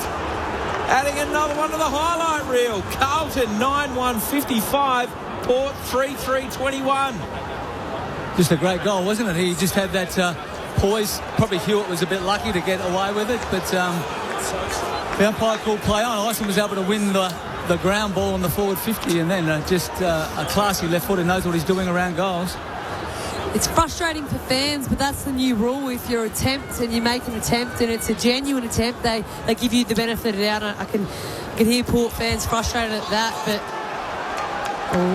it's going to come back. There is a little edge on Snicko, and it's going to be behind. Those big fat pads on the bottom of the goalpost. Yeah, that would have bounced through pretty comfortably, but the padding's just a little bit too thick. And Ison's going to be robbed of his seconds. And your footy records are ruined if you've been putting the scores in. Blues by 29. Tom's all over it, though. Jack Ison looks locked into this 23 already. Second game where he's flourishing. Kane Farrell plays on. Senziata pulls you up towards the broadcast wing. Fist comes in against Wines. Rolls centrally. Walsh there trying to shrug off Drew. Stood his ground well. Hands it to Chera. Out towards Newman. They've given up a lot of ground, but they've got a lot of space to work with. Dirksen places it into the corridor. Should have been taken. Slipped through the hands of Cowan. Port will cash in. Drew straight up the middle. Gets it towards Durden and releases Butters. He can march to the 50. Zach Butters in his milestone game misses to the right. Carlton's lead 28 points again. Saturday footy on ABC Sport. That's just a gimme, isn't it? You just got to kick those. When your side's struggling, you have to kick those goals. So Nick Newman has it in the right back pocket for Carlton. Goes to the left back pocket and Wilson. And Berry stepped over the mark, didn't stand, so that'll be a 50-metre penalty. And they'll try to keep it in their forward 50. They get marched straight back out. There's something that Port were really proficient at early in the year in keeping the ball, turning the ball over inside their forward half, but Carlton certainly aren't letting them do that tonight. Dean's back on the ground. He's got the footy centre wing. Low ball, not to the advantage of his teammate and Chera, who rode Burn Jones into the back. Play on, says the umpire. More clean handballing from the Blues. First Walsh, now Evans, and hits the target.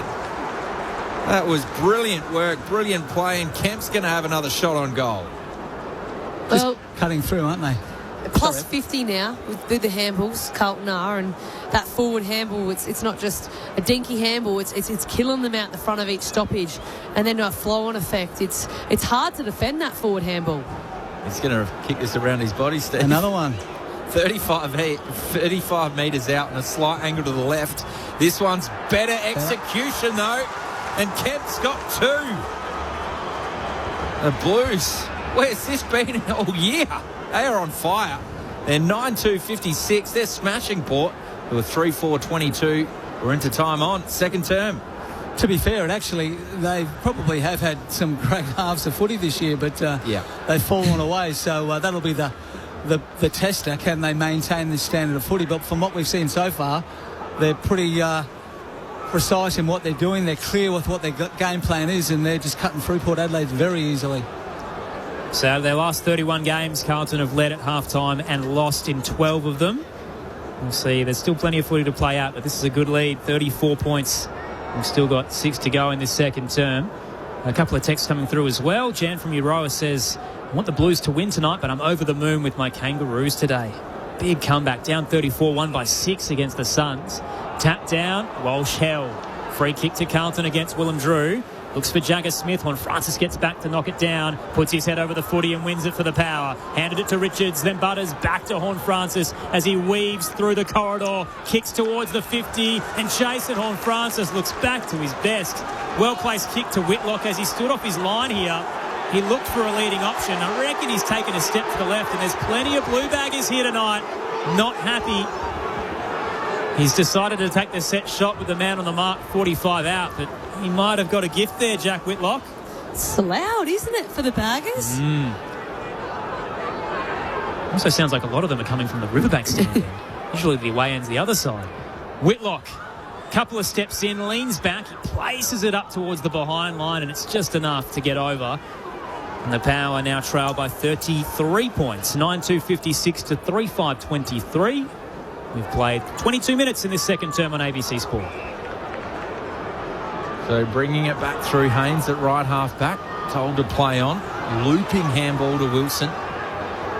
Long ball looking for Mackay. He's in front of Aaliyah, got 2 hands to it, but out over the boundary line and bumps into the security guard over there. Just the ease in which Carlton are able to take the ball from a kick out to their half forward line without Port touching the ball. So that's an area that, as I mentioned, Port were good at early in the year, but Carlton are really dominating that stat. Yep, just no pressure from the boundary throw in. Sweet grabs it, hits a high ball up towards Whitlock. There's going to be a free kick here, a hold. I think Whitlock thought he was going to get the free there, but they had his jumper. So Dirksen will get it. Right half back for Carlton. And the Port Adelaide faithful are very loud in response. They need a response from their power players. That kicks up towards the wing, brought to ground, and they're pretty happy to have a ball up centre wing here, Port Adelaide. McKinlay, you can hear the boos. Port 3-5-23. Carlton well on top, 9-2-56. Just joined us, Blues had a run of 4 goals in the first term, led by 18, and as Tom said, now up by 33 points. Tossed up, Port Adelaide win out. Richards hands it towards Burne-Jones, rides the contact device and spins through and gives it to Butters. Kicks up to right half forward. Berry has a runner, riding shotgun, he hands it to Logan Evans. He checks the kick to Georgiades, strong miss. Harry Dean did his best, but the mark is clunked right on the boundary line, 45 out, right forward pocket. You almost, I know Port have finished up with the ball here with a tough shot of goal, but you'd almost like to see Joe Berry on left footer turn inside and go back in the middle rather than go to Logan Evans running boundary side. So Mitch Georgiades had a goal earlier in the term. He's now had 33 straight games where he's kicked one. He's the best active player right now, but inaccuracies hurt him. 27-25 for the year. This is normally the spot that he's pretty handy from. The tighter angles is where he does his best work. And that is an absolute loss. Mitch Georgiades has banged that straight into the stands. Nowhere near the behind post. Would have missed 2 sets of goals, wouldn't it, that one? Out on the full free kick. Carlton, they're up by 33. So 25 minutes gone in this second term. Newman short to Walsh, gets it back. Jeez, he's really working on the boundary line. The boundary umpire was right there as Dean took the mark. No complaints from Anastasopoulos. So Dean kicks looking for Evans, and Burne-Jones comes over the top with the fist, trying to keep it in, but will have a throw in front of his teammates on the power bench. Certainly there's been a change in the way Carlton play footy, bringing it along. It's almost Collingwood-like, where they bring the ball along the boundary line with those short kicks, get it out to about the middle of the ground, and then look to go inboard. So boundary throw in. Sweet knocks it down towards Cripps. Horn Francis charges through, gets the handball away to Richards, who kicks to centre half forward, but Hayward's sitting under it and waiting for the Blues at centre half back. Swings the kick out to the eastern side. On the bounce, Flynn Young traps it well, hands it towards Haynes, around the body looking for Burn. He almost tunnelled Evans, heads out the back door. Richards is there for the power, hands it back to Burne-Jones. Underground return towards Joe Richards. He'll use McKinlay, central shoot towards Farrell, trying to get it to Berry. Just had too much momentum and couldn't control the footy. Turnover, Carlton. Florent, sweeping handball over the top to Ainsworth, and he drills it into the 50 with a bullet pass to Mackay. Turnover costly again for the Power, and the Blues will get a set shot. 40 from home, slightly to the right. Well, that's the difference. Port Adelaide weren't able to execute those forward handballs. On the other side, Ainsworth pinches it off with an intercept and a lovely pass to Mackay. I thought he kind of made him work for it, but that's the tale of the two teams here, just not able to execute by hand, Port Adelaide. Game 150 for the kid from Warragul. The Coleman medalist, Harry Mackay, only a couple of steps from 50. He heaves it, and this is going to be line ball. Couple of players flew. Goal umpire's not totally convinced. We're going to head upstairs. Harry Mackay, gee, got enough of that on the long-range bomb. We'll go upstairs. Soft call is a behind. And this is going to be tricky. If they haven't touched it, I don't know how they haven't. 3 players there. It does look like Well, it depends. it looks like Radagalia's fist moved, but is that because Sweets paddled it, or because the ball's hit it? Looks like the umpire said he thinks it's a behind, so unless it's he's right there. He's absolutely in a good spot. Obvious, it has to be a behind. One of those where you probably back your umpire in, don't you, Stephen? Yes. Clear angle. The vision's not exactly conclusive. It's a great effort from Harry Mackay. Be a little bit flat. Had an equal career high 7 the last time these two sides played. Picked up the 3 Brownlow votes. This is taking an eternity to check. We've seen every single angle twice. Would have been better if Radaglia actually extended his fingers rather than just fist. So maybe they've seen the first one, he hasn't touched it, but there's a second hand at the back that maybe that one is the touch. Here we go. And they're going to call it touched, it sounds like, downstairs. So will be a behind for Harry Mackay. If that was called a goal, I think that would have been a goal. Yes. I think so. Because Burgoyne was behind, and you could tell that you know when people know they'd touched it. Yeah. But Burgoyne was behind the line, so. How about the Blues fans, though, out in force tonight? They're up by 34, not happy with that call. Burgoyne brings it in and finds Evans. That should be 50. Absolutely, that one. Pitnet's just knocked it out of his hands. No dice. Handballs to Burn Jones, and he's looked like he's going to turn this over. Cherry got a hand in there, couldn't quite complete it, so it'll be a boundary throw in front of the Carlton gates. But just the skill level from Port Adelaide tonight has really dropped away. They need to certainly improve that, otherwise it's going to be a long night. And turning it over in bad spots, Stephen. So boundary throw in centre wing, members side of the Adelaide Oval. Smith was tackled. I heard a whistle. Which way they paying? Too high against Sweet. Jagger Smith getting bullied by the big boy. Wins the free kick for Carlton. Still plenty of time, even though we're coming up to the 30-minute mark of the second term. Kicks up towards left half forward, and Pitnet got 2 jukes on it, and he'll get the mark. 45 out, 45-degree angle. Loaded forward, the big ruckman plays on quickly. That's off the side of his boot. It might work out because Hewitt's strong. Well, that was pretty lucky. That could have been a bad turnover, and Port could have slingshotted it out. But Hewitt takes the mark 40 out directly in front. It was a strong mark, you know. Surely Port Adelaide should have been able to bring that to ground, but Hewitt hung on really well, and now an opportunity for his second goal. So Carlton are just going from strength to strength. Hewitt back into the team. He's dropped, which was a huge shock, the reigning best and fairest winner, but he's worked his way back in. 16 touches on the night. This will be 17, but he's pulled it away to the left. Couldn't double up this time. So minus score, Carlton 9-4, 58. Port just can't fire a shot here. They're 3-5-23. Exiting kick from Farrell, looking for Radaglia. He had eyes on the footy. Mackay didn't, coming the other way. Front on contact, free kick. Big Sav, right half back. Hasn't played a lot of footy the last few years. Those knees troubling him. Trying to get into some rhythm now. He sends it through defensive 50. Evans completes the switch out to Burn Jones. Near the Wanganeen stand, the All-Australian defender looks for McKinlay. But he was a little hot on delivery. And the fist comes in from Newman to knock it over the boundary line. Braden Ingram downstairs. Stephen, you just mentioned the skill execution of the Power. That's something Josh Carr's been banging out in his presses for multiple weeks, saying it needs to improve, and they've gone to work, but clearly it's not up to scratch at the moment. Be frustrated, tossed in, sweet down, only found Hewitt, spun off it by Butters. Pitnet threw a boot at it, rolls towards Hayward. He tried the same, he's kicked it towards the boundary line. That'll be last disposal. Free kick to Yadapulti, currently down by 35 as we close in on half-time. Maybe one last gasp. Josh Carr's got his head in the laptop, he looks a bit bamboozled. Jason Horne-Francis plays on, steps inboard. Sends it long, a searching kick, and Cowan gets in front of the pack to cut it off. McGovern actually took out Pitnet at the process, but no harm done to the ruckman. And Lockie Cowan will wind down the clock at right half back in front of the Rashudo stand. What a term it's been for Carlton. Josh Fraser's interim coach tenure is off to a hot start.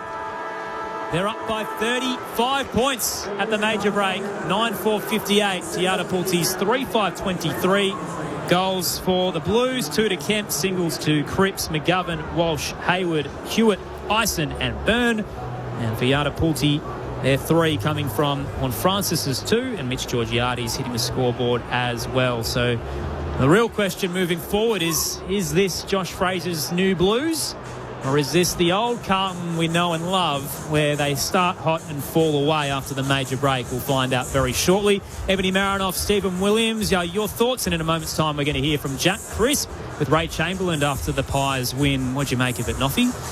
I think it's been super impressive, and I know we keep saying, can Carlton hold on? But the way that they're playing, they're moving the football, I've been really impressed with their forward half. I guess ball movement, but how they've been they're taking risks and they're being daring when they're coming and exiting out of Port's forward half.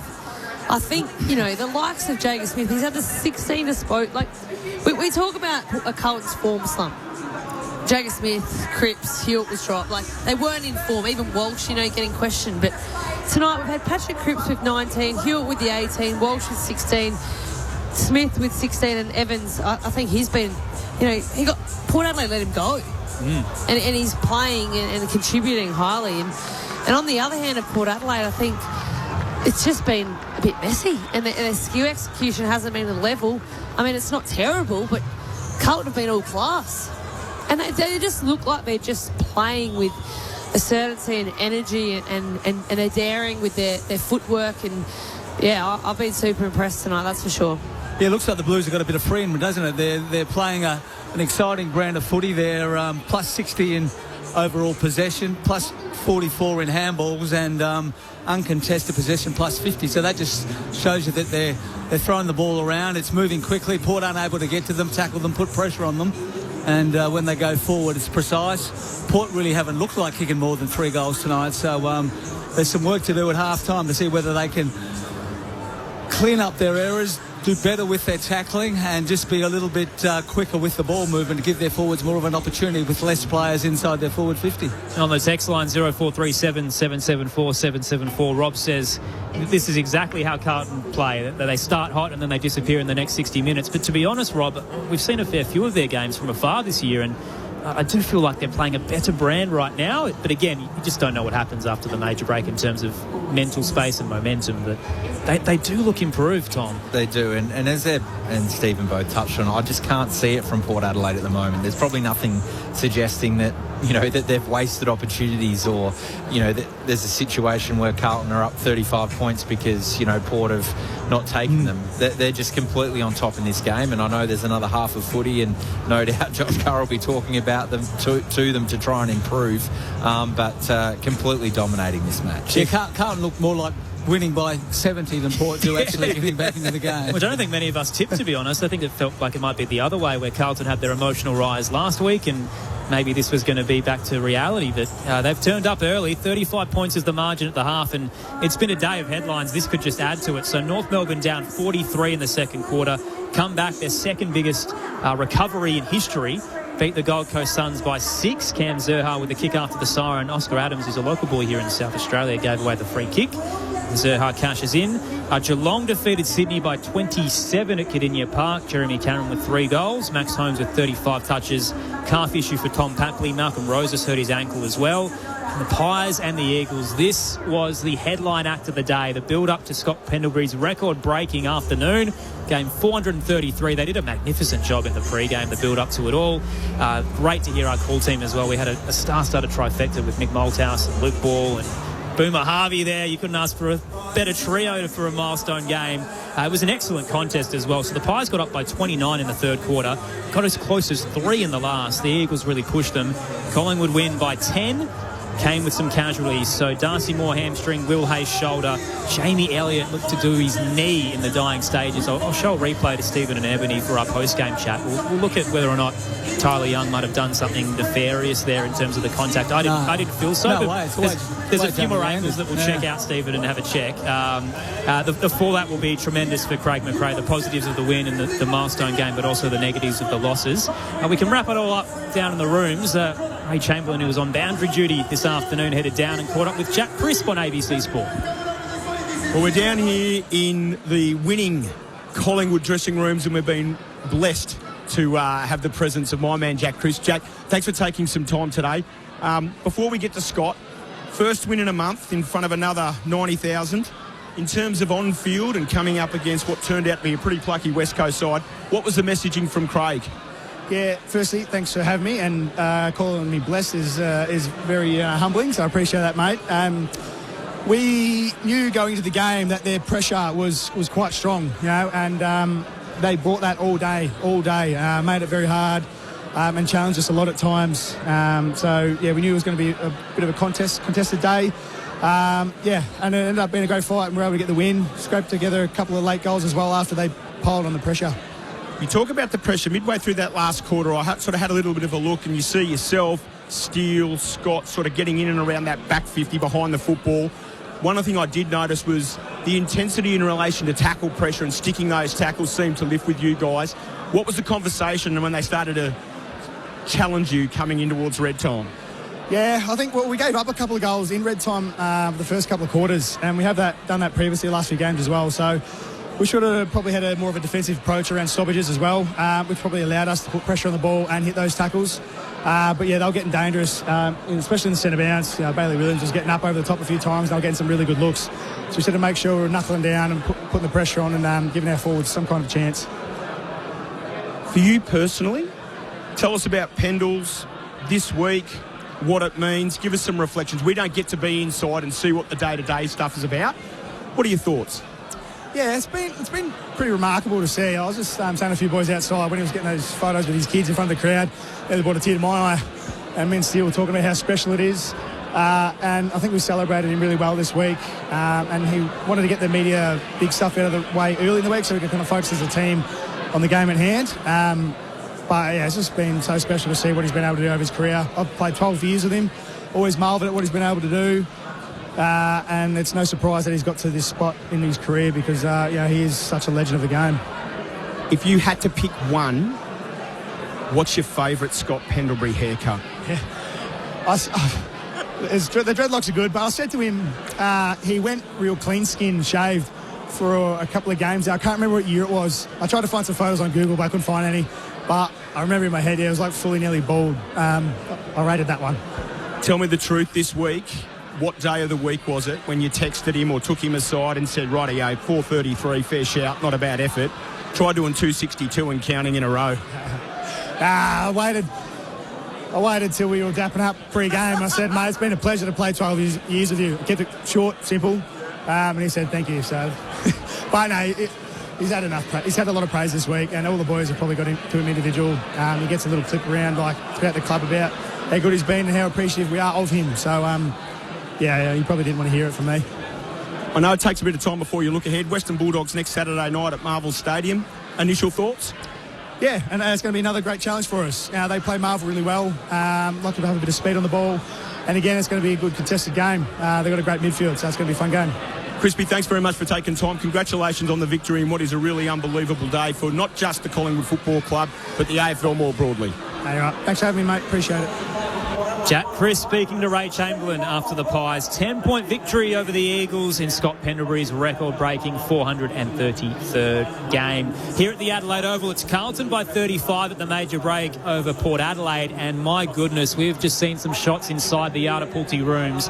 Josh Carr has got everybody in a circle and he is giving them a spray. There is gesturing, there is pointing, he is laying down the law. The Power have lost 5 of their last 6 by an average of 9 points. This was a game he felt like they had to win, and they're on the back foot at the major break. The senior coach isn't happy. We'll wrap up all the fallout of that in a moment's time with Stephen Williams and Ebony Marinoff. But for now, on ABC Radio, Sport Digital and ABC Listen, we can get the latest from the ABC Newsroom.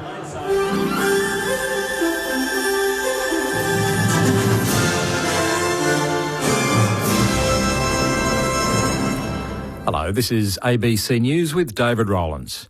A new opinion poll suggests that One Nation could pick up dozens of seats in federal parliament. The poll of more than 6,000 voters by Redbridge and Accent Research shows that if an election was held today, Pauline Hanson's party could claim up to 59 lower house seats. Political scientist Sean Ratcliffe, who helped produce the polling, says it would mean that there wouldn't be a two-party system. We see the Labor Party probably winning a majority, but only just, but with a real significant chance of a minority Labor government, and One Nation being the second largest party in Parliament and the official opposition. The US Trump administration has announced major changes to the green card system, with most foreigners obliged to leave the United States if they wish to apply for permanent residency. Under the changes, they'd have to lodge an application at a US embassy or consulate in another country. Aid groups and immigration lawyers say the change is likely to lead to family separations. There's a call for a rental price cap to be introduced as soon as possible in order to fix the imbalance between homeowners and renters. More than 31% of Australians are renters, with analysts predicting a large proportion of those will never be able to buy their own home. Associate Professor Dorina Porjani from the School of Architecture, Design and Planning at the University of Queensland says that the Great Australian Dream is dead. A lot of those renters will never make it into the home ownership. Historically, in Australia as in other countries, rents have gone up in line with inflation. But now it's no longer self-regulating, and that's when governments need to intervene. Investigations are continuing into a crash that killed 3 people in Sydney's southern suburbs earlier today. Sean Tarek Goodwin has more. Police say they were called to a home in Gaimea Bay and arrived at 25 minutes past midnight this morning to speak with a 42-year-old man about whom there was a concern for welfare. Now, they say when they arrived, the man got in a white car and drove away. They say they were then alerted about 9 minutes later to a crash on Rocky Point Road in Sans Souci involving 2 cars. They say that they believe that white car that the 42-year-old man was driving lost control on the northbound side of the road and became airborne, travelling over the concrete barrier, colliding with a blue sedan that happened to be travelling in the opposite direction. Victoria's long-awaited MyKey ticketing system overhaul has hit another hurdle, with the US-based company in charge of the upgrade selling its transport arm. Yvette Gray has more on this story. Conduent has confirmed it's selling its public transit business to global technology company Modaxo, who specialise in transportation software. It comes just 3 years after the Victorian government signed a $1.7 billion deal with Conduent to upgrade the MyKey ticketing system to include tap-and-go payments. A recent Auditor General's report found the project has already blown out by $136 million and is 18 months behind schedule. A trial of tap-and-go payments is currently underway at some stations. At this stage, it's not known if the sale will have any impact on the project. The Victorian government has been contacted for comment. Ukraine's most skilled military drone operators have squared off this weekend, not against Russia, but against each other, in a competition to win state-of-the-art hardware and bragging rights. Larry Buttrose takes up the story. Drone technology has transformed the war in Ukraine. Young operators using video game consoles to operate strike drones packed with explosives, sometimes from command centres far behind the front line, are said to be deeply feared by Russian soldiers. This week's Wild Drones competition, held outside a spa town south of Lviv in western Ukraine, gathered operators from 19 of the country's most skilled units. The event, attended by some with their families, has offered a break from the front line, where some participants have been deployed since Russia's invasion in 2022. Turning to sport, and the Queensland Reds have continued their march towards the Super Rugby Pacific finals with a dramatic 33-31 victory over Moana Pacifica in Auckland. Moana scored 3 unanswered second-half tries to take the lead with 5 minutes remaining before Jock Campbell's last-gap converted try snatched the win for the Reds. The result means that the Queenslanders are now all but guaranteed to finish in the top 6. ABC News. This is going to be quite a ride. Every dream restoration starts with something worth holding on to. We were in love. We figured we'd work it out. Restoration Australia. This is magnificent. Stream all the episodes now on ABC iView. On ABC Local Radio, Sport Digital, and on ABC Listen.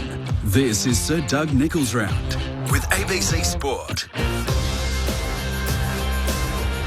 Great to have your company here at the Adelaide Oval for a magnificent day of footy. It started at Docklands with North Melbourne recovering from a 43-point deficit to win by 6 over the Suns. The Pies in Scott Pendlebury's milestone game, the record-breaking 433rd outing, defeating Woolwich Murrawa, the Eagles, by 10, and Geelong defeating Sydney by 27 points at Cardinia Park. Here at the Adelaide Oval, Carlton by 35 at the major break over Yardapulti. And the visions from the power rooms are pretty damning. Josh Carr has boiled over. They've had a rough month of footy. Just the win over Geelong, really, in their last 6.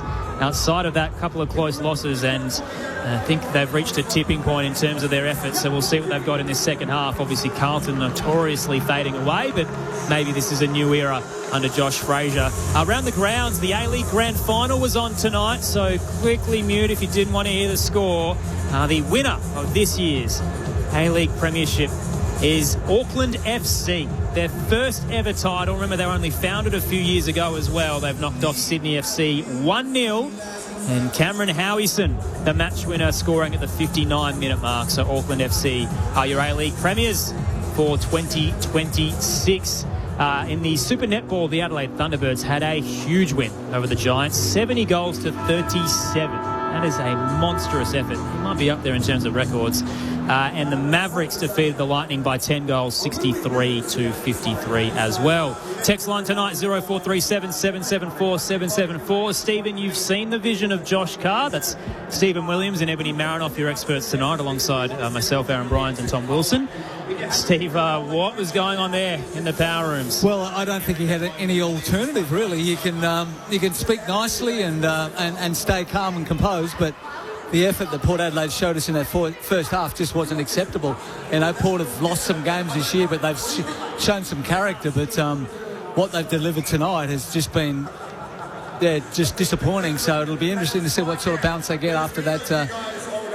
Probably the best spray of Josh's short career. It was a pretty damning vision, Noffy, to have all the players kind of individually in a circle and Kari's in the middle, turning around and eyeing each and every single one of them and giving it to them. It was pretty aggressive and demonstrative. Well, I just tried to look on Twitter to find the footage. But yeah, like we touched on in the wrap-up previous, it's been disappointing to watch, and they've had opportunities to kind of execute and score, but their execution and their decision-making hasn't been at the level. And if you're Carr, you'd be certainly frustrated at that. I feel like there's a lot of passengers. I won't even rattle them all off because there's that many. So a bus full. A bus full. But for Carr just to be able to do that, not in the mids, the forwards, backs, because essentially, there's people tracking from behind in all areas. And I mean, Ollie Wines, not to call him out in particular, but if you're selecting him in this team, and obviously Aaron, you touched on it with his 3 clearances last week, and an all-time low in a lot of key categories. You've got to find a way for someone like Ollie Wines to get in the game because it's hurting you. He's in there as a genuine midfield rotation and he's had one touch as a previous Brownlow medalist, and it's half time. And you're down by, 6 goals? It's damning, isn't it? He's had 4 centre bounce attendances and, has 1 disposal for the game, Ollie Wines. Which is not like Ollie. Normally you can rely on him, so I'm sure there'll be a reaction from a lot of those Port players in the second half. You can see some vision of Zach Butters talking to the players now. It's his 150th game, and you'd expect a bigger response from his teammates. I know, Stephen, you played so many years at Port Adelaide.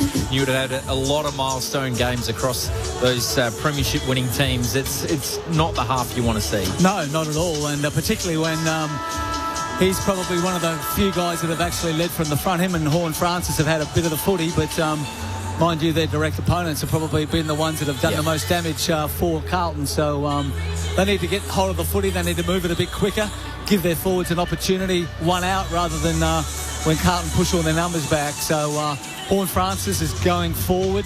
We've got Georgiadis up there as well. Wines has gone forward. Looks like Marshall's either on the bench or gone. Yeah, he must be on the bench. So they've decided that they're probably better served up forward with just Georgiadis as the leading tall. So Kari shuffling the magnets, but all eyes on Carlton. Is this a new brand for them?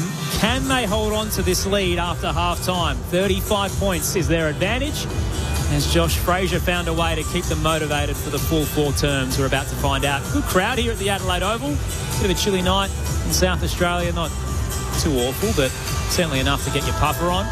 Good footy hopefully to come.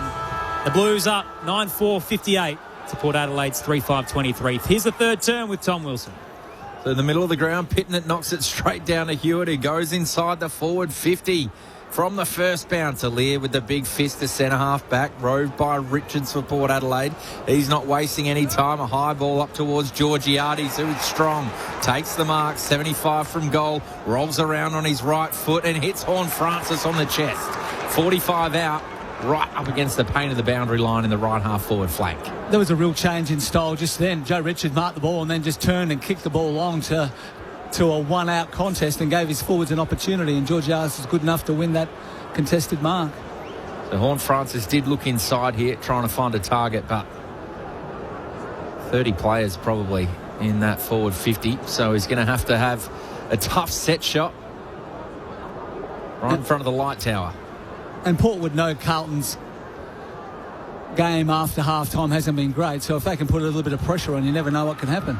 Across the face of goal, roving is McKinlay, flicks it out to Anastasopoulos, and he just slipped. He didn't even get boot to ball. Hayward ran out, handball to Walsh. Under a bit of pressure here, Carlton, but working it out with the forward handball. Hayward gets it again, kicks up towards the wing. McGovern works Evans under the footy. No push. Play on, says the umpire, as he kicks into the forward line looking for Kemp. Radigalia dropped the mark. Kemp to Rover. Tackled Radigalia. Holding the ball. Play on, says the umpire. Somehow got rid of it. Burgoyne kicks it out of defence. That's going to run out over the boundary line, and it's coming straight back. Gee, there were 3 howlers there, 2 pushing the backs, and then they're holding the ball opportunity for Asaba Radigalia. Port fans frustrated. Carlton get a crack. Burn inside 50. Alia gets in front, takes the intercept mark, as he's done all year for the Power. He's their defensive stalwart. He's in the left back pocket. Power kicking to the left-hand side of your radio dial, third term. Down 35. Short pass to Burgoyne. Larrakia and Rayman up to right half back. A hanger attempt there from Walsh. Couldn't take it, but did enough to bring it down. Ainsworth gets it to Chera. He's surging by, but gets the belly of the ball across the face. And off hands, it's knocked over the boundary line, right forward pocket for the Blues.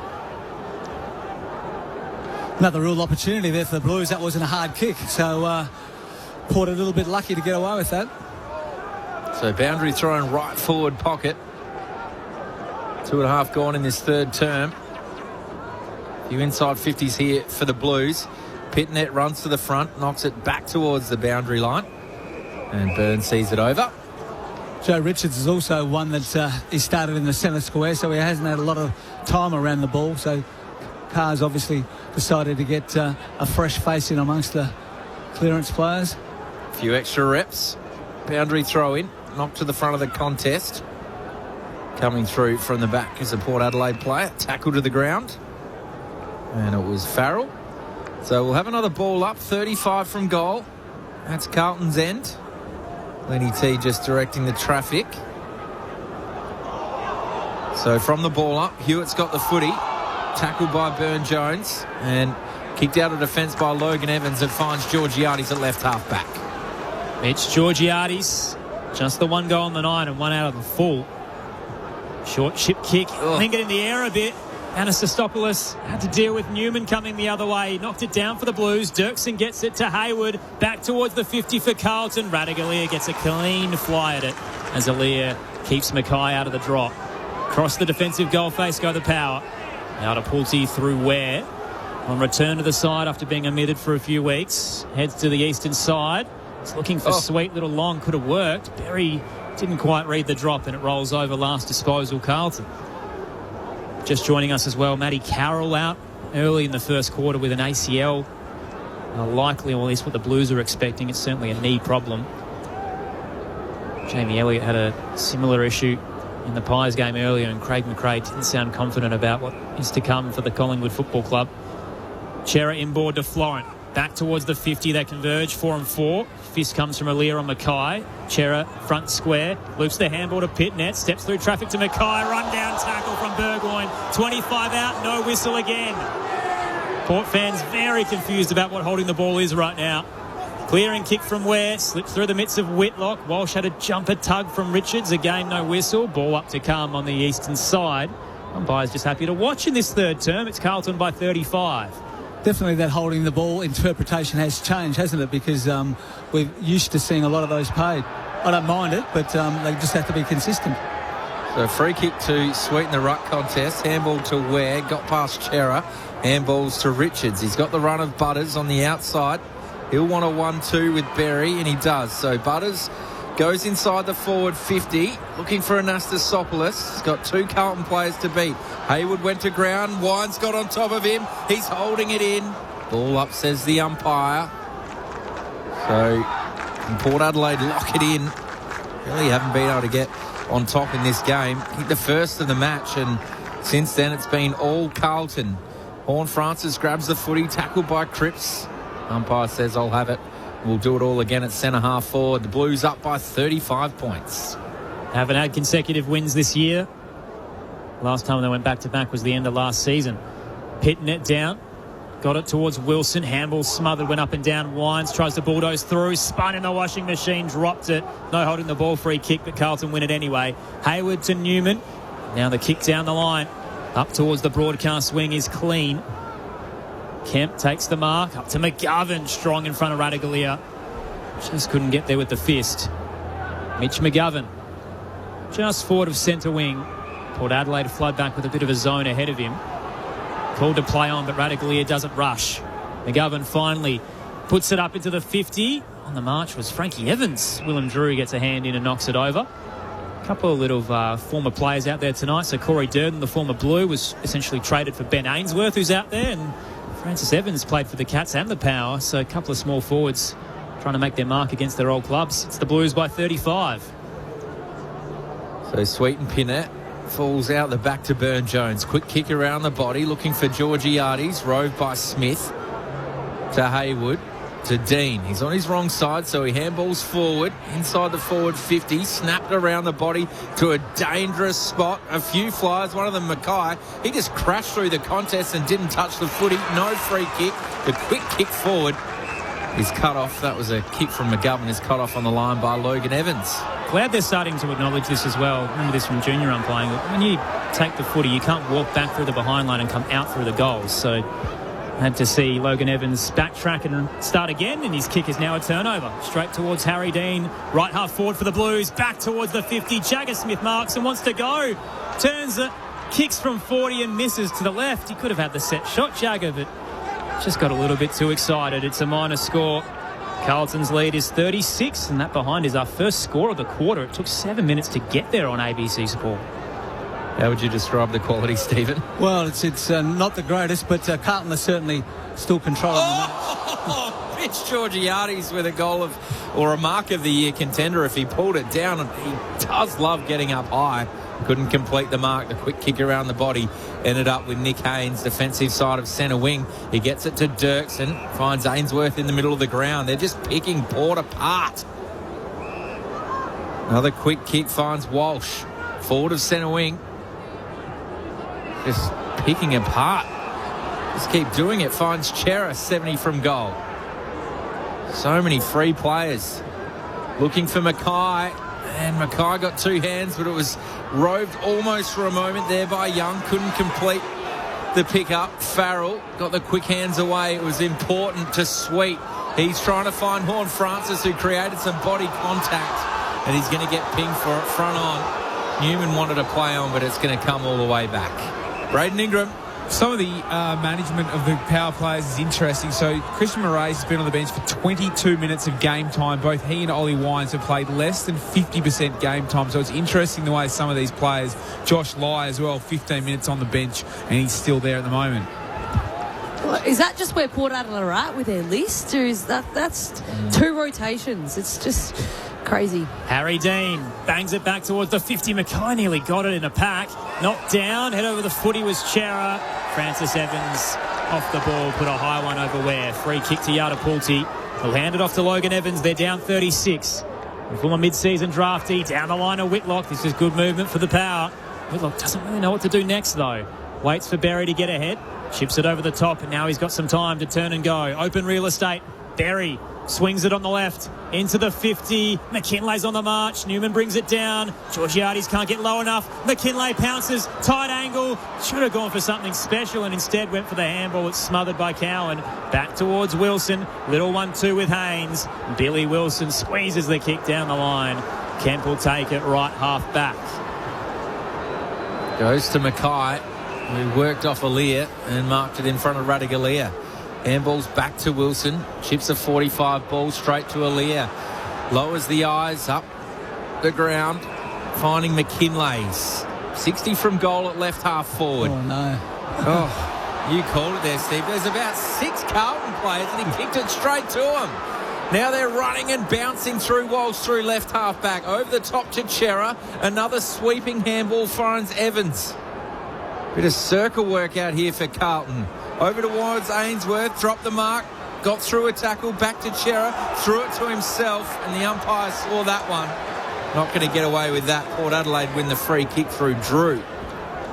So Braden was on the money. It took 10 minutes for Port Adelaide to make their first sub in this third term. He had 3 at once, but a few players just stranded after half-time. Drew to Watkins, short pass wide, where right in front of the Bashir stand. Loopy one over the top to Burgoyne. Just methodical kick mark movement here. Uncontested brand of footy from the Power. Drew just behind right half forward near the Odie stand. Down 36.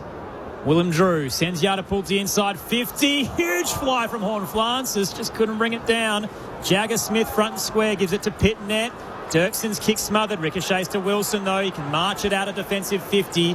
Strikes it hard up to the broadcast wing. Bounces favourable. Works for Kemp. He's trying to dance his way across Radigalia. He'll hand it to Ison. Leans back on the kick. It's well weighted. Up towards the 50. Taken by Ainsworth. Might be in his range here. It's a tight angle to the right. Just really the clarity that Carlton bringing the ball out of the back half has been so much better than Port's. That way they've been able to defend has been terrific. Ainsworth wants to share it, and it's a good kick. Patrick Cripps out of the goal square. Takes it in front, 25 out. Still a tight angle to the right. It's been a good move too, hasn't it? Playing him up forward. He hasn't spent a lot of time through the year up forward, but rather than go off the ground, he's a hard man to match up with when he does go forward. Cripps again. He's going to try and kick it across the body. Right on 25 out, looking towards the Riverbank stand end. He opens the body, steps across and hooks it low and flat, wide right. Take a set shot, drop punt, Patrick Cripps. It's a hard kick, particularly when it's your non-preferred left foot, kicking the ball probably 40 metres. You've got to be pretty special to be able to do that. Blues by 37 on ABC Sport, third quarter at the Adelaide Oval. Just in that, he made the same mistake previous quarter. Cut it too short. And Drew tried to switch the play, cut off by Mitch McGovern, who unloads from 60. They're working out the back, Kemp and Cripps. But it cannons into the behind post. We'll have a boundary throw in. Shout out to JC on the text line who says, "Hi team, tuned in at quarter time after a mate messaged me. I've been suckered in again. 50 years Blues fan. Let's hope their effort is better than their last few second half performances." Well, they look like the only team that's going to score so far this quarter, and they've probably blown 2 or 3 really gilt-edged chances. And just surging through was Ainsworth and got the handball away towards Smith, missed the target. We'll have another throw in. Josh Carr's back on the bench, Stephen, so giving direct feedback to his players coming off the ground. Just can't see anything happening here for Port. There hasn't been a real change in attitude or style, has there? It's just been more of the same. Carlton are dominating. Boundary throw in. Ainsworth again flicks it off to Ison. Tried to get through without taking it. Quick hands, finds Ware. Kicks it out of defence, just in hope, really. And Florent will be able to let this go out of bounds for the Lasso free kick right between the two benches. Carlton lead by 37 points. Ollie Florent, the former Swan, really flourishing at the Blues. Called to play on and just sidesteps his way through McKinlay with ease. Up towards the 50 for Carlton. Radagalier gets in front to cut it off. Now I have it in defensive 50. Should mention as well the context of Carlton's performance. So up by 18 at quarter time, 35 at the half, now it's 37. But they have no Wiedering tonight, who's out with a calf issue. No Ollie Hollands with a shoulder. Zach Williams managed. So that's 470 games of experience out. They brought 15 games in with the youngsters in Byrne and Dirksen and Young. And they're still on top of Port Adelaide here. Power switching it to the eastern side. Fist comes in on the pack from Dean, who's also looked very good. Now towards the front row, it'll be tossed in. Braden Ingram downstairs. Todd Marshall with just the 2 touches, and you do wonder whether he's been mucked around a little bit. Of course, forward for much of his career, played defence to start this year, a few injuries. Now back in the forward line, he's just struggling to have an impact. Whitlock into the ruck, knocks it down. Watkins v Smith. Watkins gathers, gets the handball to Horne-Francis, chucks it on the boot around the body, and Marshall couldn't complete the mark. Haynes snaffled it, gets it back to Dirksen. Strolls through the middle of the ground. The switch is on. It's a dangerous kick. Evans got first hands on it. Anastasopoulos there, putting some pressure on. Landed in his back. Play on, says the umpire. Berry handballs forward towards Moraes. Gathered by Kemp for Carlton. Forward handball from Florent to Smith. It was clean to Newman. And there's 3 players in the forward 50. And floating back there is Byrne. Just wonderful play again. They had the numbers around the contest, and Jagger Smith, just the way he uses the foot, he just takes the right option every time. Looks a real class player, and they just were able to slice through Port Adelaide's defence and find an unmarked player 20 metres or 30 metres out straight in front. Already got 1 for the night, Byrne. Great opportunity to make it 2. In comes Byrne. Goes the drop punt, and it's off the side of the boot. Away to the left, minus score. So they're not putting Port away. 9-7-61. Port 3-5-23. 16 and a half gone. Third term. Third quarter reminiscent of Dreamtime at the G. We've had 3 behinds, haven't had a goal yet. Exiting kick coming straight back in for Carlton. Handed wide from Hewitt, and a long bomb goal. Will Hayward flushes it from deep for his second. And the Blues get one on the board in the third. Margins blown out. Game high 44 points. 10-7-67 plays 3-5-23. Saturday night footy on ABC Sport with our 7-time All-Australian Ebony Marinoff and our 9-time Premiership player and coach Stephen Williams. Again, 2 forward flick handballs by Walsh, and then finishing off that goal with Hayward. I mean, he was one of the finest players at Sydney Swans, and you probably forget just how good he was. It was such a stacked team, and they've brought him over to Carlton, and he probably hasn't, but he's playing a different role, so I don't like to judge, but that's certainly what Will Hayward can do, just skill execution. And I know he was a well-loved player at Sydney Swans because he did the little things well. He was very much team first. It looks like he's playing a little bit more wing tonight as well. Back in the middle of the ground, a clearance finally for Port Adelaide. Drew down to Horne-Francis, a quick entry inside the forward 50. Durden dropped the chest mark, flicks it back. A kick on goal is wayward. That was a great opportunity there for Moraes. Way to the right. Minus score 3-6-24. Carlton 10-7-67. It's all under pressure, isn't it, Port Adelaide? There's nothing easy. Blues by 43. Kick up towards Jagger Smith. Burne-Jones comes with a desperate diving fist. Knocked it down to Watkins. Up and under kick towards the 50. Knocked away from Drew. Burne-Jones tries to become the tackler. Wrapping up Hewitt. Ball bobbles out. Cowan sticks a boot at it. Can't connect. Butters. Slick. Picks up the footy. Darts backwards. Spots a target he likes. It's Mitch Georgiades. Hayward came the other way with the fist. Did well not to impede. Knocks it down towards Billy Wilson. He'll hand it to Walsh for the Blues. Keeps it in. 40 out from the defensive goal square. Hands it back to Hayward. He thumps it. Booming kick back towards the broadcast wing. McGovern was there. hits the deck. Horn Francis, good. Got a handball out to Burgoyne. Evans now to Watkins. Outside of the boot, pulls the kick. Here's Todd Marshall. 40 out, 45 to the left. The former leading goal kicker hasn't had one this season. Here's his crack. We've been a bit critical of the Port Adelaide forwards, but to be honest, they really haven't had too much delivery tonight. That's one of the few occasions where they're able to lower their eyes. Jack Watkins was the player, and now it's up to Marshall to finish the job. Hasn't had a goal in just under 2 years as a result of the Achilles injury in the defensive switch. Todd Marshall on the pain of 50 starts it right. It's not going to come back. It'll sit short in the end, and Mackay's the only flyer. Takes the intercept mark for the Blues in the defensive goal square. No score. Carlton by 43. 19 played third term. That would cause the coach to blow a gasket, letting the opposition just mark the ball uncontested in the goal square. Yeah. And being able to run it out as well under a bit of pressure. A high ball down the middle of the ground, and Butters was able to jump in and take the intercept mark, looking for a target. Marshall again couldn't complete it. Rode well by McKinlay. Takes on a few Carlton players. Lowers the eyes, and Whitlock marks in front of the scoreboard. 25 out in a tough angle. McKinlay's one of the players. He hasn't had the greatest night, but he's looked urgent when he's been around the footy with his speed, and he's able to get in the clear and use the ball really nicely then. So Whitlock with another shot on goal. You mentioned, Stephen, they've really been starved of opportunities. And around the body goes Whitlock on the left boot, and he's kicked one. Finally. So it's been 40 minutes of game time since Port kicked their last goal. Whitlock gets on the board. They're 4-6-30. Carlton 10-7-67 into time on in the third term. That was that kick that Patrick Cripps was looking for, wasn't it? The right footer kicking the left foot around the body. But, executed that really nicely, Jack Whitlock. And as I mentioned, I think he's going to be a really good player for Port. He's only young. Young talls take a little bit longer to develop. But every game he shows something different, and a very much needed goal by Port Adelaide. Text coming in saying these former Swans are a great pickup. This is for the Blues. So Will Hayward essentially the steak knives of the Curnow trade. There were 3 first rounders, and he got tagged in alongside it. And yeah, gee, what a terrific season for Ollie Florent. Future 30 cost. Well. Yeah. Career high 22 touches per game.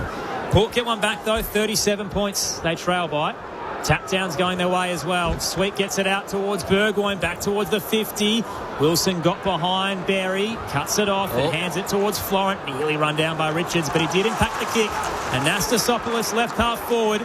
Short pass towards the arc. Joe Richards probably too far out to score here. Former Magpie to play alongside Scott Pendlebury. Joe Richards guides it to the left forward pocket. Fly from the back from Dean, and coming the other way was Dirksen. It's enough to impede Georgiades and knock it over the boundary line. Well, we tossed in left forward pocket, northern end, which is the hill for the Power, down by 37. The Blues are able to comfortably cover that kick when Port kick the ball in like that. Tossed in. Pitnet gets a hand on it. A couple of taps. Knocks it out wide. Watkins out the back. Quick kick off a step. Cowan loses it. It just wobbled through the air, and he was backtracking.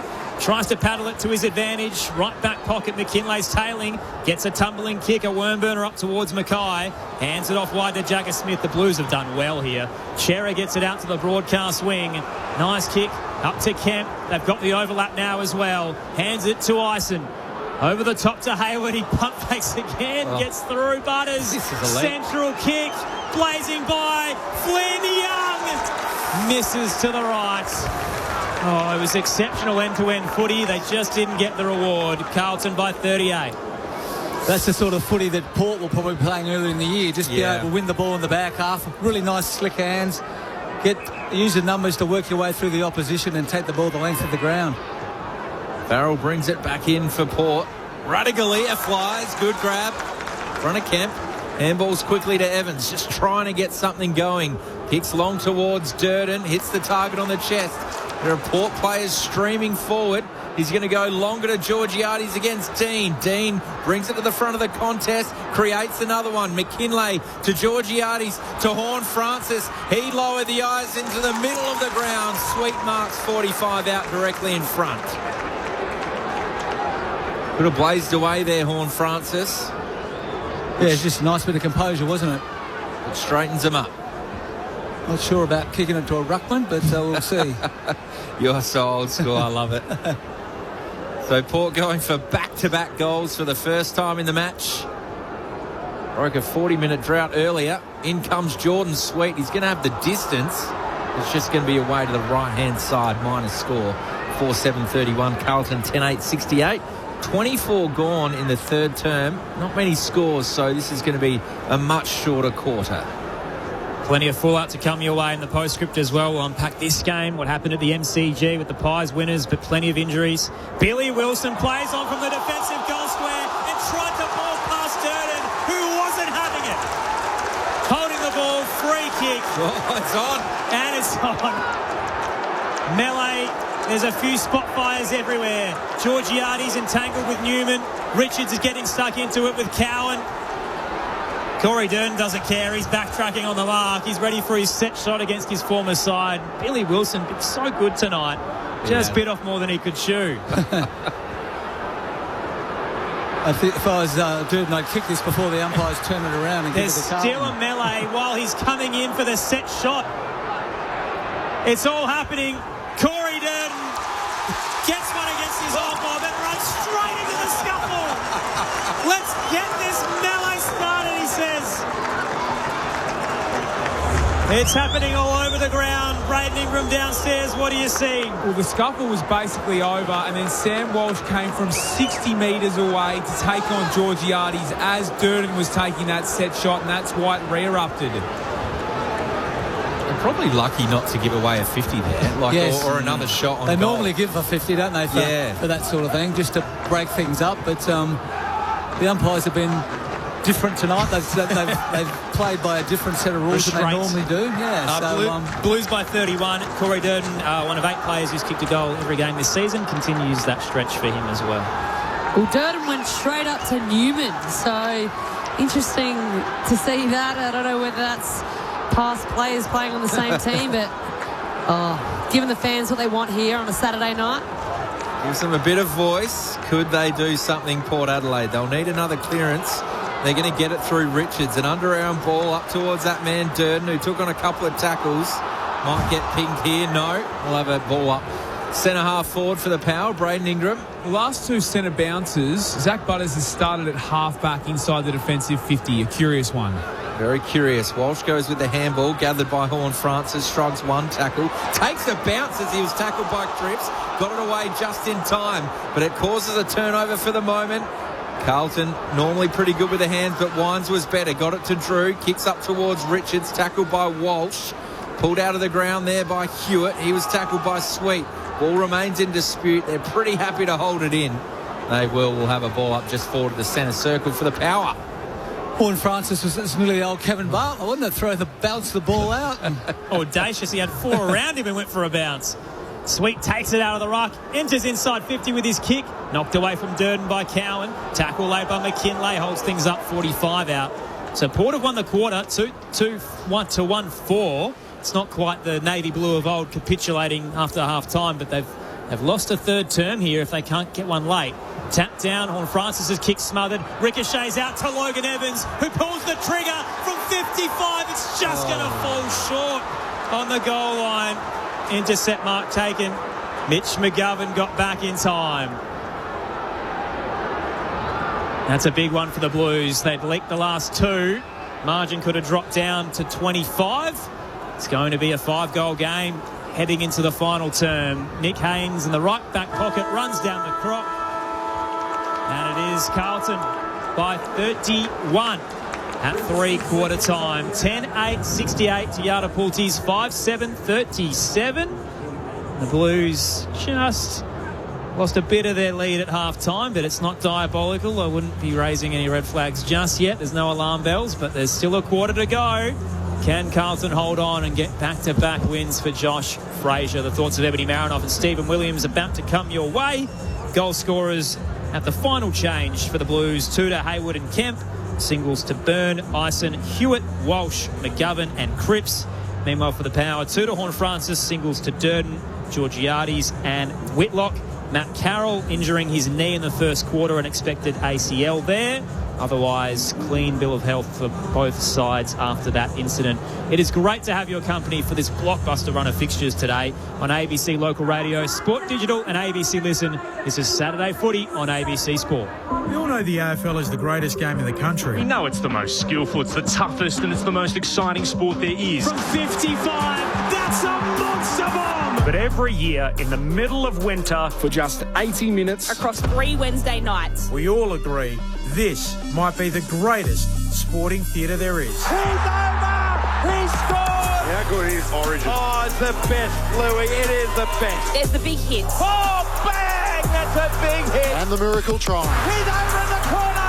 Oh, that's miracle stuff. With a rivalry as heated as any in the world. There's a melee over the touchline. They come from everywhere. This is wild. State of Origin, Game 1. Catch every minute live this Wednesday night. On ABC Listen. And that is unbelievable to watch. Take our word for it. It's sport at its very best. On ABC Local Radio, Sport Digital, and on ABC Listen. This is Sir Doug Nichols Round with ABC Sport. Exiting kick coming straight back in for Carlton. Handed wide from Hewitt and a long bomb goal. Will Hayward flushes it from deep for his second. And the Blues get one on the board in the third. Margins blown out. Game high 44 points. And around the body goes Whitlock on the left boot, and he's kicked one. Finally. So it's been 40 minutes of game time since Port kicked their last goal. Billy Wilson plays on from the defensive goal square and tried to ball past Durden, who wasn't having it. Holding the ball, free kick. Oh, it's on. And it's on. Corey Durden gets one against his own ball, then runs straight into the scuffle. Let's get this melee started, he says.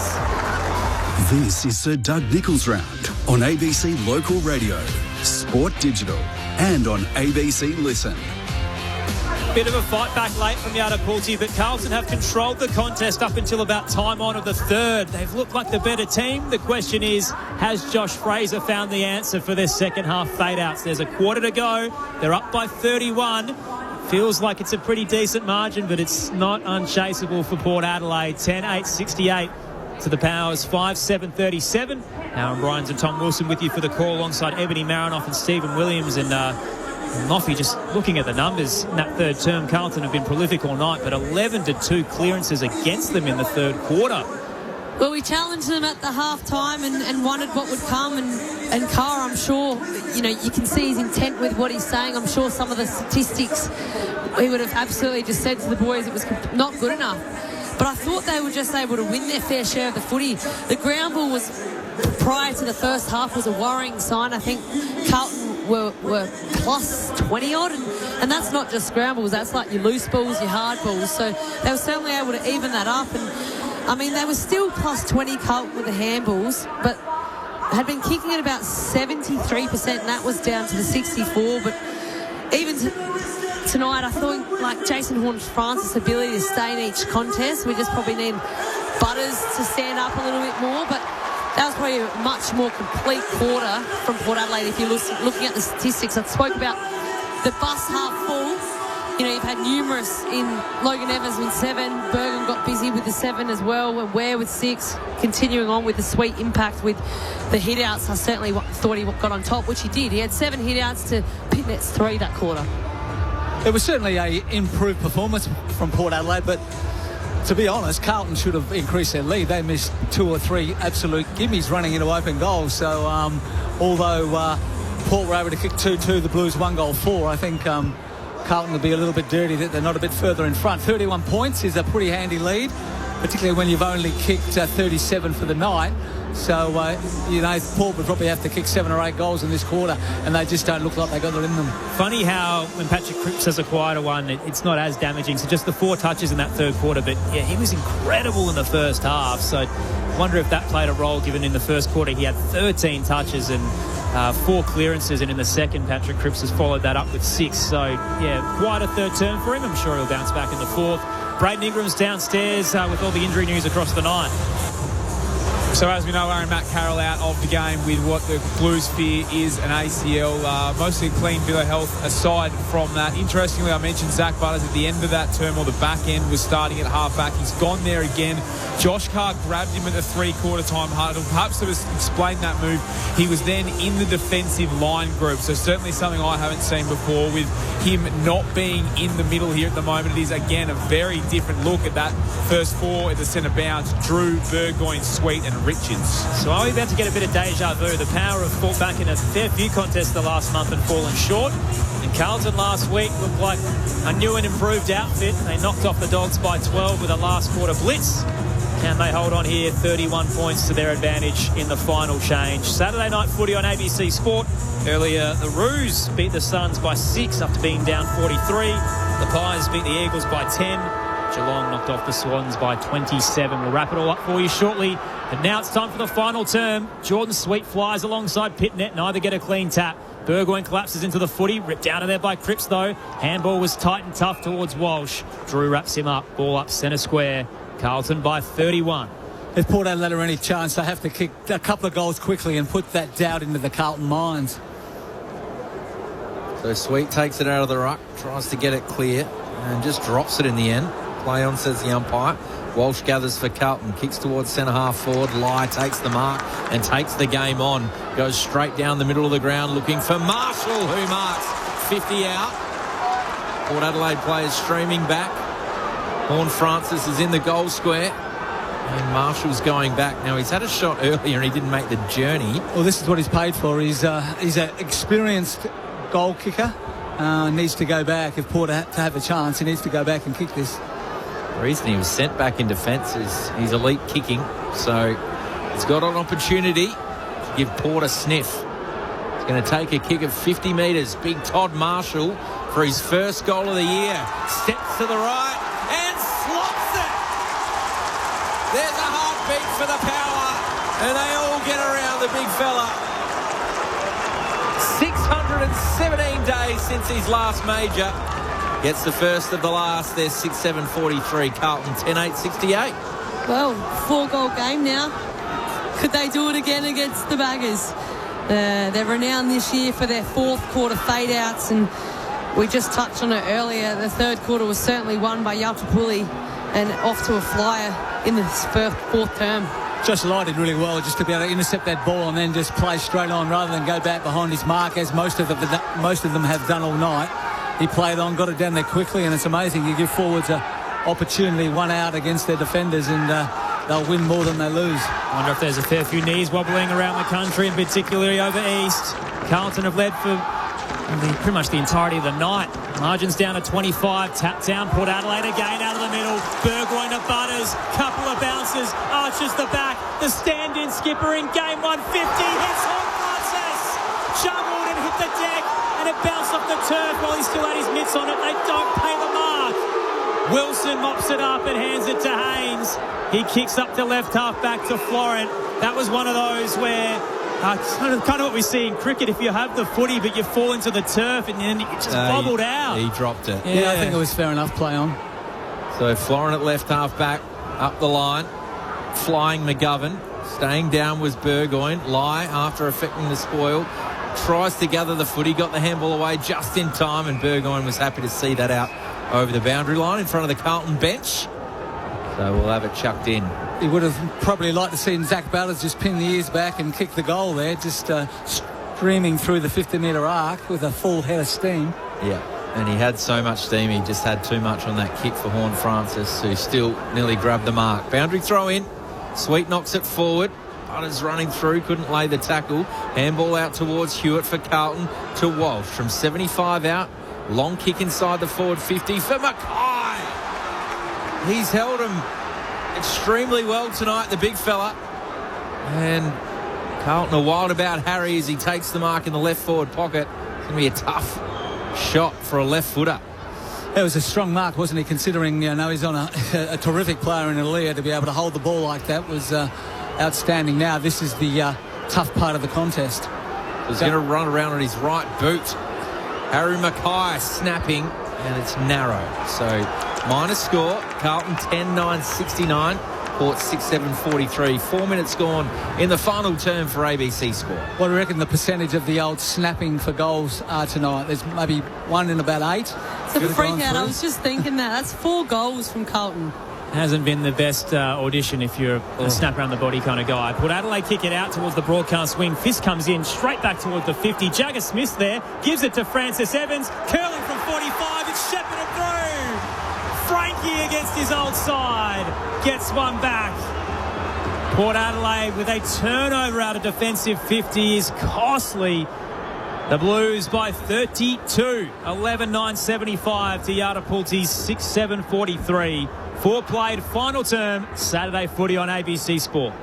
It was just really poorly structured from that kick out from Port Adelaide. Once the ball was punched back, it was just Carlton. Loose players everywhere. They could have raffled it. Frankie Evans was the one that finished the job, but there were Carlton players loose everywhere. Yeah, from that spoil, Stephen. Wasn't it as 4 players converged on it and pick your target? If you've got to kick it long to a contest like that, your numbers have to get to the front and square of the contest. That's where the ball's going to go. That's where it lobbed, and it was all Carlton. So back out to a 32-point margin. Pitnet knocks it down, and Jagger Smith runs through and hits Harry Mackay on the chest. 45 out and a slight angle to the right. That's clean. It is. He started off the year playing like a legend and dropped off a little bit, which young players do. But he looks really fresh tonight, and every time he's got the ball, he's looked all class. 23 touches, 10 contested. Had a clearance to his numbers, up to 3 for the night. Harry Mackay is going to go the drop punt from 50 metres to go bang, bang for the Blues. He does. They're wild about Harry. And Carlton can see the finish line in sight. They're 12-9-81. Port 6-7-43. 6 gone in the last. He's been good tonight, hasn't he, Harry? He's just such a big man. He's 200-plus centimetres. Doesn't get any smaller as the game gets longer and the players get tired. And it was a great finish. 50 metres out, he kicked the ball right on the 50-metre arc, and goal umpire didn't move. He's had issues with his kicking over his footy journey, but that was an important one for the Blues, and that went straight through the middle. Well, he's had his hand in 12 score involvements, but also with the score assist as well. He's had 3. So he's very clean, but it's exciting to see for Baggers fans a young talent at the centre bounce on numerous occasions. Massive confidence booster here as well, where the Power kicked the last 2 of the third and the first of the fourth, and Carlton don't fade away. They don't crumple. That being said, Port's got it out of the middle here. Horne-Francis received the tap, drills it towards Whitlock. Late fist came in from Haynes, knocks it away. Wilson to Dirksen, kick out towards Evans, who's clobbered with a straight fist. Wasn't happy about that and gets stuck into Whitlock. Nicky Cowan comes to remonstrate. He popped back up and kicks up to right half forward, and they will play the 50 metres. It was very delayed, but it was there. A late spoiling attempt just across the face. Watkins just a little bit careless. But yes, Carlton responding when put under pressure. Led for the majority of the night. Game high margin was 44. It's been a day of comebacks. So North, their second best comeback in history, and they recovered from a 43-point deficit to beat the Suns. If Port win this one, it would be their best ever comeback in history. And another 50. Couple of kick marks as Dirksen got it to Newman, then McGovern. Berry stood off the mark. McGovern gets marched off the stand rule up towards the 50. Not sure what that one was for. Protected zone. Protected zone, yeah. So where, I think, came into stand at Berry. It's ridiculous. The AFL just should be hanging their head in shame. That's just ridiculous, that. He's having no bearing whatsoever on the play. To play 50 metres and basically give a team a shot at goal for that is just ridiculous. He's about 10 wide, Berry, and probably where I guess a handball receive would be, but I mean, it was very shortly after the mark. Mitch McGovern won't mind. Josh Frazier watches on anxiously. Mitch McGovern from 50. That's a nice hit. It's carrying towards the goal line and fades to the right.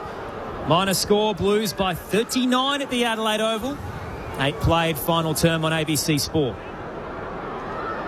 So Port Adelaide the last 3, and then Butters taking the kick out of you, Tom. He's stat padding for his 150th. You know you're struggling, aren't you, when the best player's kicking the ball out. And he takes a bounce. Maybe that's why he's back there. Sweeping handball to Ware, and it was so obvious.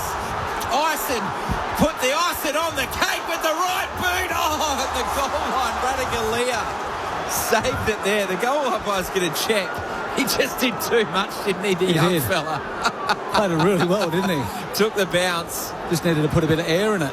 And it was on the non-preferred right. They're going to check this one. It was pretty clear from 100 metres away. We could tell from here. We could tell from here that he touched it. I mean,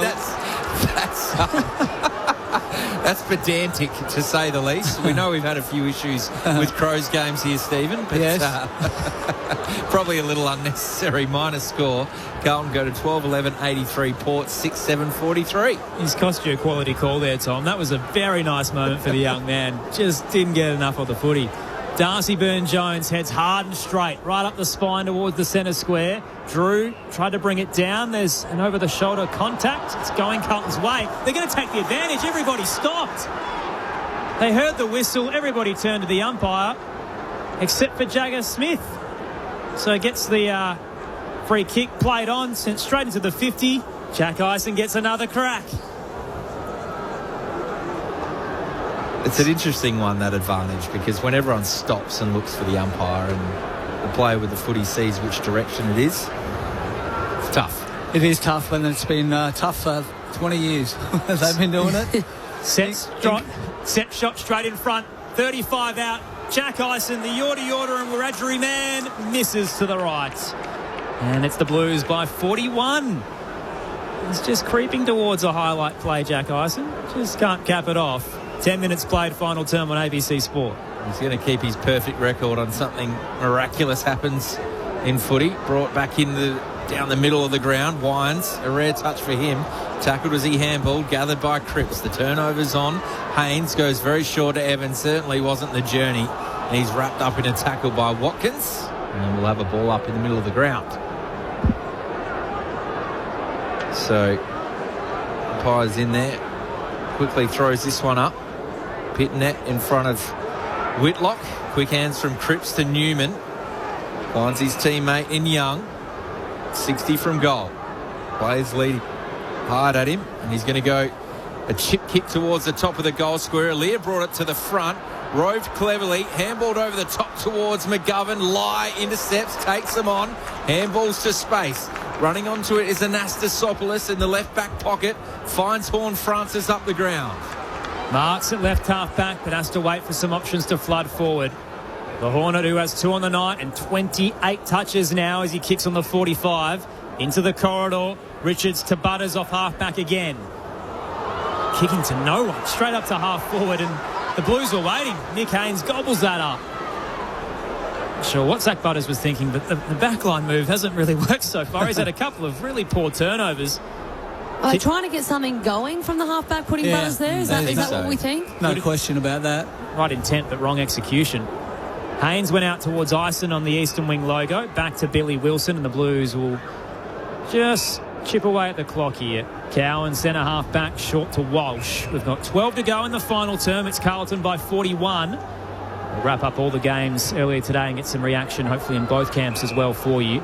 On air till 11 Eastern. Walsh across the half-back line. Used Newman, his kick a little casual. Port cut it off. Watkins around the body. Looks for Wines. Haven't seen him tonight. Just can't reel that footy in. Goes for the second bite. Trying to extract it.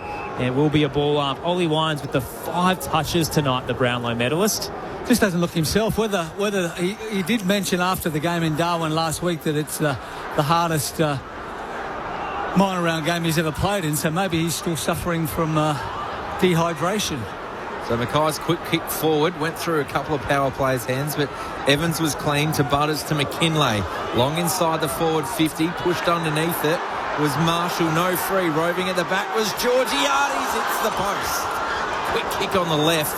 And a player running with him into the goal square. It was Whitlock, but minor score for the big forward. They go to 6-7 or 6-8 44, and Carlton 12-12 84. Almost had a power game when Mitch Georgiades had just a goal, but there's another blemish to his record in the season. Exiting kick from Carlton, no good. Lingered in the air. Radaglia gets across Dyson with the fist. Boundary throwing near the Rashudo stand. One of the few times tonight that Port have actually been able to neutralise the ball coming out of their forward half and cause a boundary throw-in. 40,597 in attendance tonight. Saturday night footy, although I imagine a few of them might have already headed for the gates. Mackay taps it down to Walsh. Gets it out to Ainsworth. Turns on a dime for the Blues and up to half forward. His kick is well weighted to Kemp. Turns and spots the overlap. Marching into the 50s, McGovern, and he hits him just outside the goal square. Angle towards the scoreboard. Mitch McGovern back with the flight.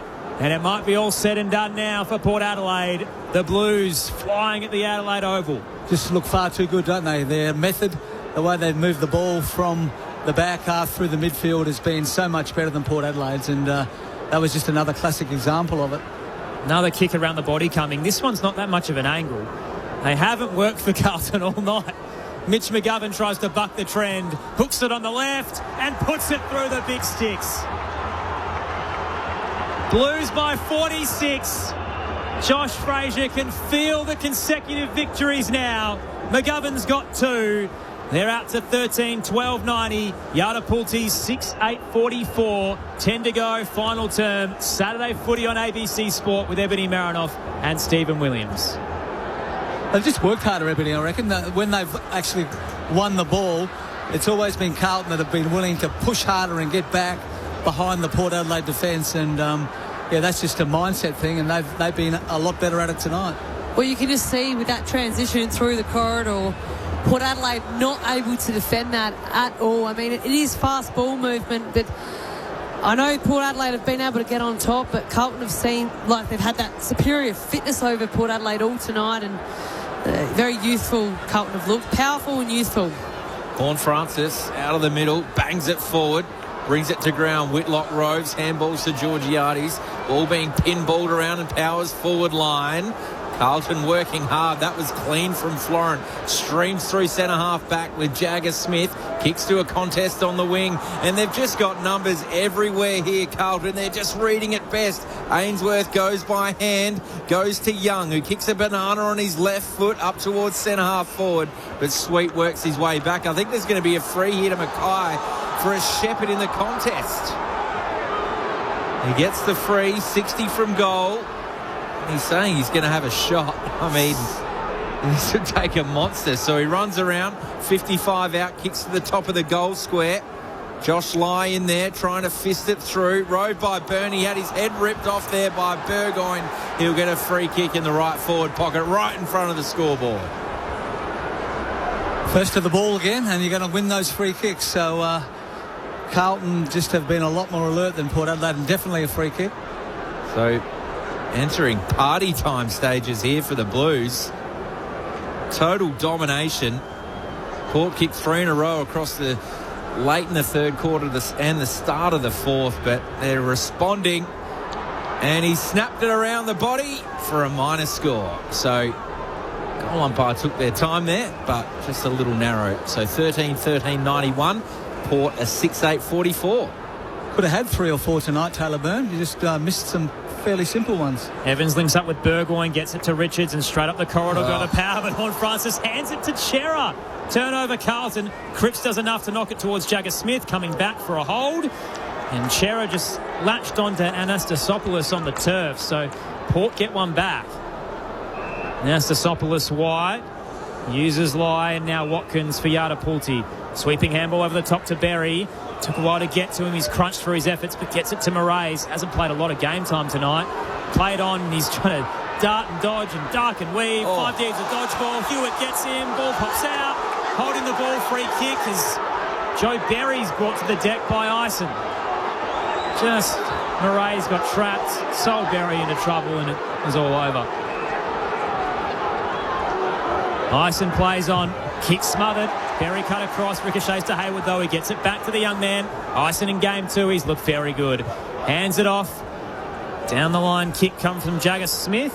Was targeting Byrne, couldn't control it. Josh Lai the other way. Drills it back to the 50, another turnover.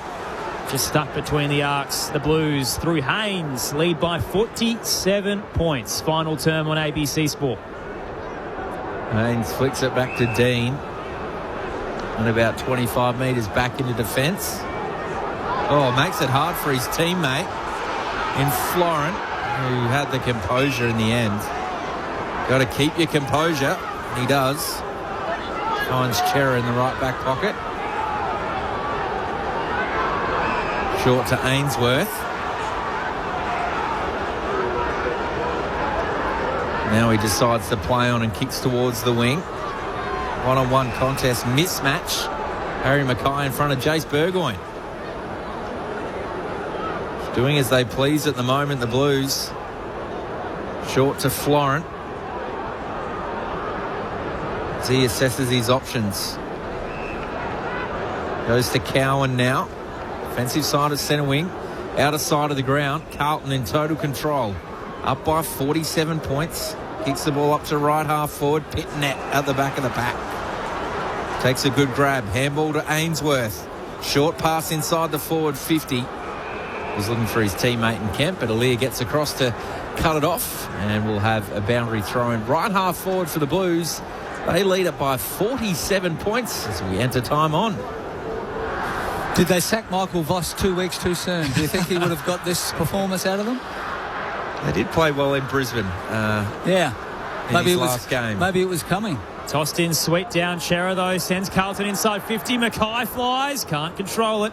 Butters with the handball out. Watkins under pressure, has to get rid of it as he's tackled. Turns it over. Ison does the same. Berry for Yardapulti. Releases Butters, who puts on the Jets. Burns his way off half-back. Gets it towards Richards, who zigs by Florent. Kick over the top to Whitlock. Has the run of Logan Evans. Gets around Cowan. Hands it to Anastasopoulos, but didn't hit him. It was wide. And Anastasopoulos just got a fingertip to it in the end. That would have been a nice moment for the young man. Just a little late error from Port Adelaide in that chain cost them a shot at goal. Well, Georgiades is all alone in the goal square. Evans just had to kick it over to Georgiades, but it's been one of those nights. Newman with the clearing kick. Mackay now behind centre wing broadcast side. Blues by 47 at the Adelaide Oval. Mackay long. Flying was Lai. And Lai with the fly takes the mark. He's actually done okay tonight. Goes short to Ware. Inboard on the 45 kick to Richards. Running through was Butters. Finds him. He's going to take on Cripps. Got the kick away just in time and leading at the foot of his dirt, and he dropped it. He was the only one that read the ball. Dropped a sitter. Barry Rose runs around on his left foot, kicks to the goal square. Whitlock's there and marks. Whitlock takes the mark in the goal square. There's a will, there's a way. Turn and dropped a sitter, but well roved by Joe Berry. It was well roved and a nice kicking board to Whitlock, who, as I said, he's shown that he's got a nice pair of hands and he's 200 centimetres, so he's going to be a handy player for Port. For his 13th goal of the season, point blank range. Port get another in this second term. They go to 7-8-50. Carlton 13-13-91. 22 minutes gone. Downstairs to Braden Ingram. A forgettable night for the Power. Could be about to get even worse. Aaliyah has just limped off. He fell straight to his feet as he came off the ground, and now he's just limped his way onto the bench, being assessed by the medicos. Yes, not the player they want to lose. Probably one of their top three important players. So hopefully it's nothing too serious. Interesting, like Zach Butters is in the top three of the coaches' votes. He's only had 7 contested possessions. I haven't seen a real hard tag from Carlton, but it looks like every time he has the football is going towards it, he's getting checked, and Carlton's certainly putting some work in to make his night difficult. Definitely not one of his best games in terms of the contribution. 14 kicks at 50% as well. It's Carlton by 41. Out of the middle, Burgoyne with a rushed exit, but it will come back. Free kick to Yardapulti. Patrick Cripps impeding Jason Horne-Francis. Started hot the Hornet, went a little quiet in the middle. He's picked it back up late. Short to Richards. Marks ahead of Florent in the centre circle.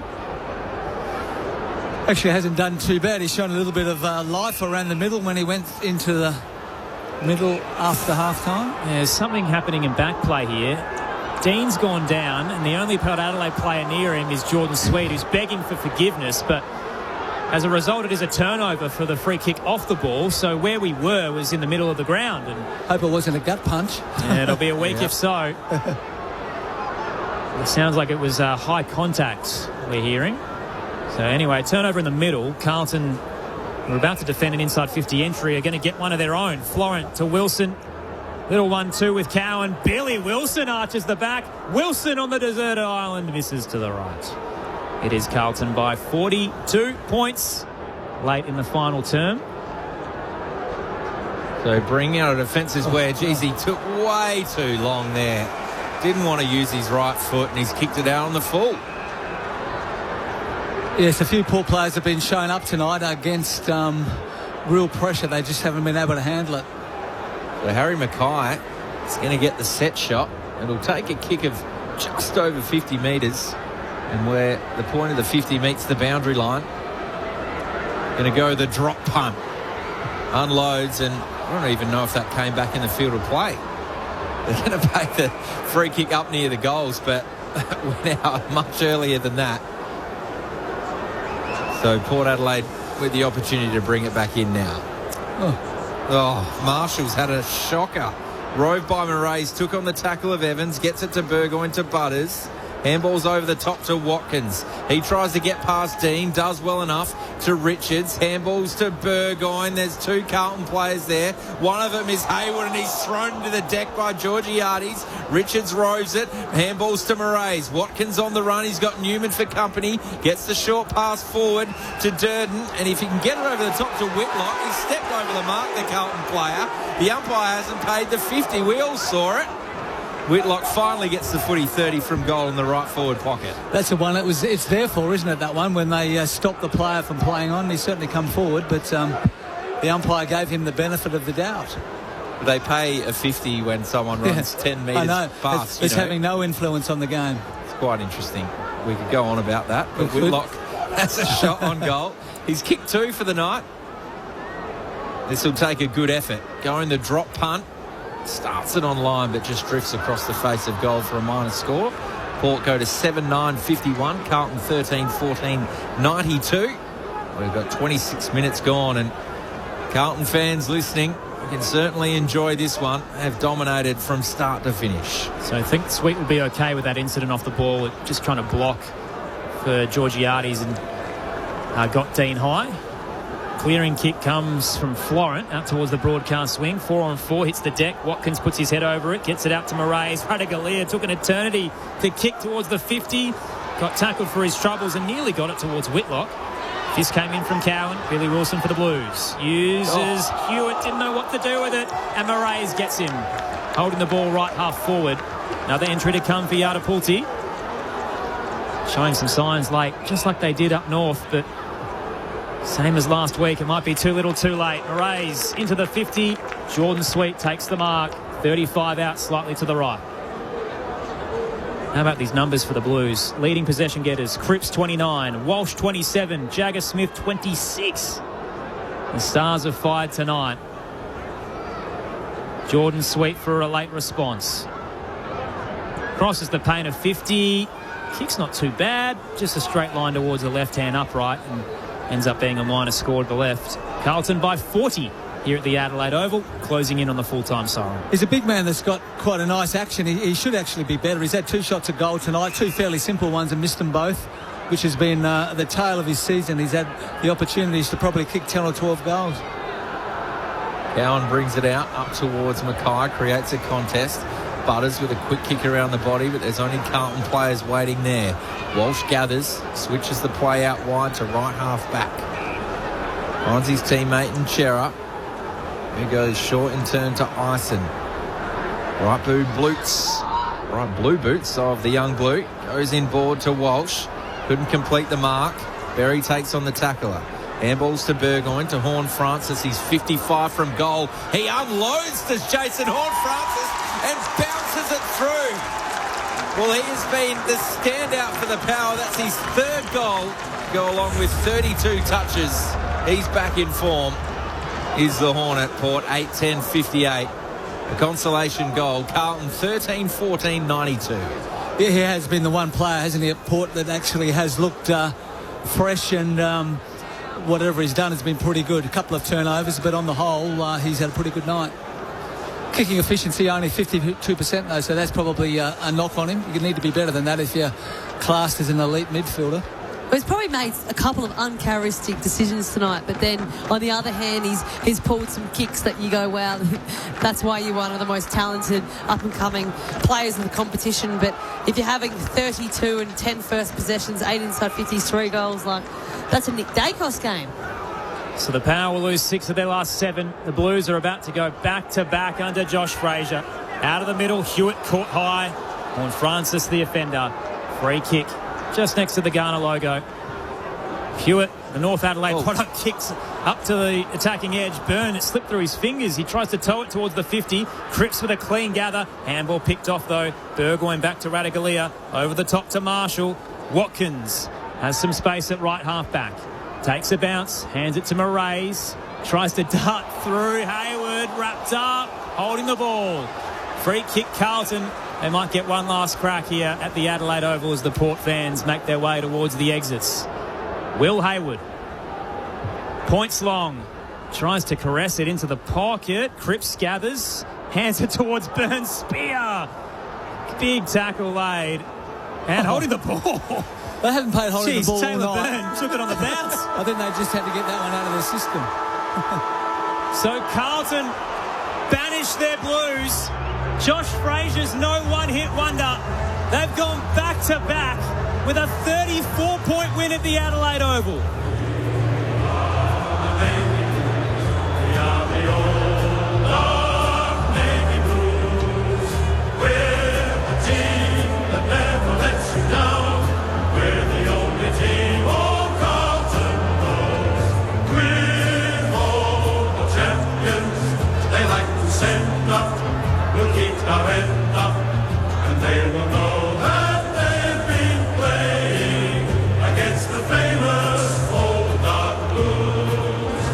They ticked a lot of boxes tonight, Carlton. They led by 18 at quarter time after 4 unanswered goals in the first, 35 at the half. Port had a little fight back late in the third quarter, reduced the deficit to 31, kicked the first of the final term, and you thought, gee, they might fade away here again, the Blues. But they answered their critics. They've shown that they've evolved under their interim coach. And Carlton in the second half, holding on. They win by 34, 13-14-92 to Yardapul D's 8-10-58. It's the dawn of a new era at the Blues, and it might be a successful one. We are the Navy Blues.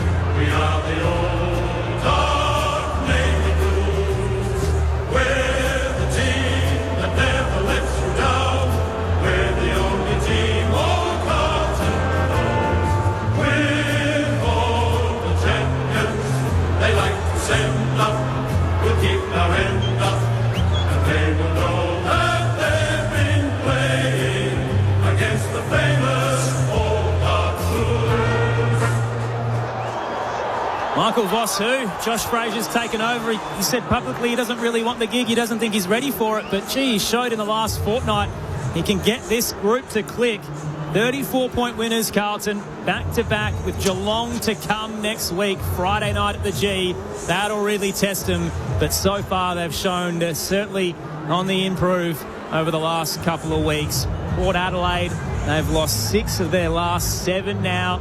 Josh Carr gave them an almighty spray at half-time. Helped a little bit, but didn't quite get them there. There's a lot to unpack. We're with you for the next 50 minutes. We'll get some reaction from both rooms downstairs. We'll recap everything that happened earlier today. Scott Pendlebury's record-breaking game and the injury to Jamie Elliott. And North Melbourne's terrific comeback win against the Gold Coast Suns, and Damien Harglick's outburst afterwards as well. Aaron Bryans and Tom Wilson alongside Ebony Marinoff and Stephen Williams. That was a very impressive night for the Blues, Noffy. Absolutely. They started on fire. A little bit quiet in the third quarter, but Port Adelaide were never going to allow them to kind of really break open this game, even though they certainly did with the 5 goals. But I just thought the balance around the stoppages, they certainly got on top of the Port Adelaide's midfield. I thought Patrick Cripps led the way with his 14 disposals in the first quarter, and when you set the tone and a skipper like that, you kind of had all the boys rally on. And Jagger Smith also really impressed with his game. He had 11 contested possessions. I know he's kind of known for these outside class, but to be able to come in and really impact with the 18 handball was like that helps Carlton's forward ball movement. And I thought the likes of, you know, Dean just to being a competitor at the half-back, Nick Newman at the half-back, taking the kick-ins, a lot of poise. You can sense that some of these players who weren't in form are playing with a new energy. I mean, I don't think that Josh Fraser's, really come in and I mean, he touched on it. How can I come in and implement a different game plan? But it's crazy to see because Michael Voss was so well loved, and I think you saw that from the group, but there's clearly some players, and even Patrick Cripps in terms of how close he was with Voss, but the pressure's off. I mean, don't underestimate what that kind of pressure does to a group, even though there's love and there's genuine care there. The pressure that creeps up week in, week out, every press conference, the press conference during the week, not even post-game. You can see it tonight, like the burst of energy, the celebrations of the 1%ers. I just haven't seen Carlton like that all season.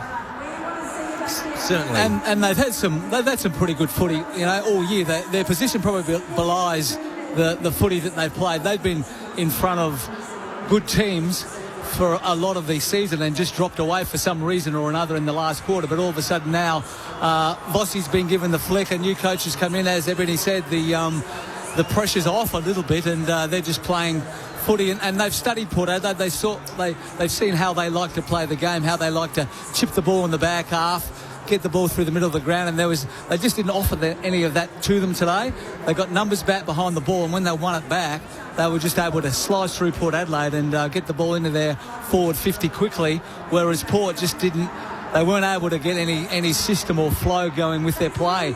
So it was just all slow, and when they did kick it in the forward line, it was just a long kick to a contest where they were outnumbered, and Carlton were able to nullify Marshall, Georgiades, these sort of players. So, Port were only able to kick 8 goals, and they really didn't look like kicking too many more than that. There was never a time in the game where you thought Port are back into this. Even when they kicked those 3 in a row, in between those 3 in a row, Carlton still had some pretty easy shots that they missed that would have probably put Port away a little bit earlier. But on the whole, it was a comprehensive win from go to woe, I thought, for Carlton. And as you kind of touched on the text line, Phil from Victoria asked this about, Josh Fraser was part of the coaching team with Michael Voss. So really, what are they doing that's dramatically different? And if you look at the numbers from the start of the year to the last couple of weeks when they've won, they're still scoring from stoppage. That is their big win. And tonight, I think, Noffy, they have, 6 to 1 from stoppage in terms of goals. So they're still getting it done with their big names in the middle, Patrick Cripps, Sam Walsh, Jagger Smith. It is the Michael Voss brand, that maybe there is that bit of freedom that's just enabling them to be a bit more confident in what they're doing. I think that's the word, freedom. And they were able to tear through the middle of the ground with a lot of ease. They were able to open up Port, and the uncontested possession number, that differential was huge. The way they were able to bring it out of the back half, and the chain of handballs. It's daring. That's right. Hewitt's back in form. We talked about him being dropped earlier this season. Cripps really set up the game, and Jagger Smith, you talked about it in the call, Stephen, how he started, so well, and then sort of had a bit of a form dip through, those runner losses that the Blues had that inevitably, cost Voss his job, but was very good tonight, clean, below the legs, and probably on the flip side for Port, they lacked that class, didn't they? They did. Horn Francis was probably the standout player.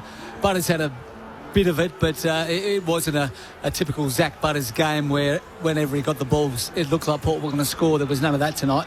They were able to block him and make every touch that he got pretty hard, apart from those couple of kickouts that he got in that last quarter. But I was disappointed with Port Adelaide. There's a lot of players in their side, I think, that really aren't up to it. They're looking through their list and trying to work out, I suppose, who's going to be there and who's not going to be there. But there's a few that have been found out. I thought their tackling was really poor, and that can. I've always said with tackling, if you can do it one week and you don't do it the next, it just means it's a mindset. You come into the game and you just haven't got that intensity. We saw the Gold Coast basically fall off the planet, didn't we, in that second half against North Melbourne after playing a couple of weeks in Darwin. So whether that had some sort of limit on what Port were able to do tonight, I'm not too sure. You know, they won't use that as an excuse, but listening to some of their players during the week in the media where they said, you know, it was just so tough to play up there in those conditions. So, you know, whether Kari gives them a bit of a mulligan, but yeah, there was not much to be too happy with tonight, I wouldn't have thought, from a Port Adelaide point of view. It's an 8-day break for them, and I had a quick squeeze at games from Marara where the Suns come back home, and I think they're 3-3, so like, it might play a role, but it's not, you know, diabolical. Yeah, but for the Suns to be 40-odd points up and lose to North Melbourne probably says that maybe they did run out of a little bit of steam, but you can't use that as an excuse.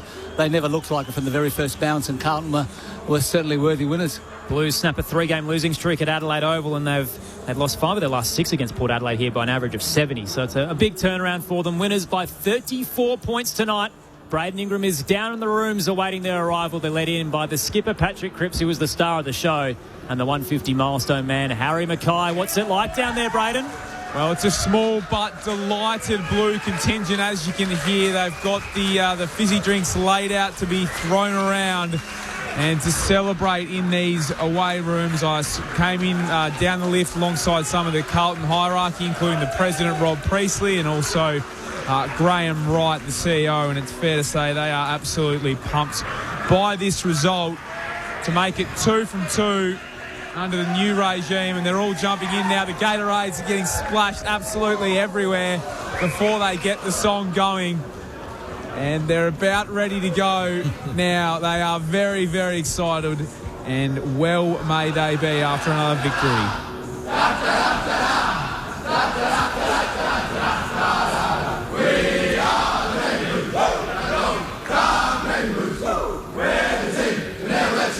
We're the young team of Carlton. We're all the champions. They send us the big hands up. Then we know that they've been waiting. Against regulars, all our Blues. It was Wade Dirksen, the former Giant, who was the target after getting his first win. And we'll be joined shortly by George Stewart, guys. Big night for Carlton, back-to-back wins under Josh Fraser. Braden Ingham downstairs will join him very shortly. Winners by 34 points over Yardapulti. Earlier today, North Melbourne defeated Gold Coast by 6. They were down 43 in the second quarter, kicked 6 of the last 7. Free kick late, and Cam Zerha slots one after the siren to win it. Pies defeated the Eagles by 10 points in Scott Pendlebury's record-breaking 433rd game. Plenty of injuries, though. Darcy Moore with a hamstring, Jamie Elliott with a knee in the dying stages, and Will Hayes with a shoulder issue. And Geelong defeated Sydney by 27 points. A bit of an issue for Tom Pampley with his calf and Malcolm Roses with his ankle, but the Cats winners there. Max Holmes with 35 touches, Jeremy Cameron with 3 goals. Text lines up and about. One listener just says, da-da-da-da-da. It's all happening now for the Blues. Another questioning the game time of Ollie Wines. We mentioned it through the call, but 53 minutes for him tonight. Not a single Blue got dropped below 85. So you can tell there are a few players. Him, Christian Moraes on 67, Kane Farrell on 76 is a bit of a surprise. So a few didn't feature throughout the night. And Simon says, great footy analysis from Stephen Williams. The Blues have played some good footy previously, and the losses have finally bonded them.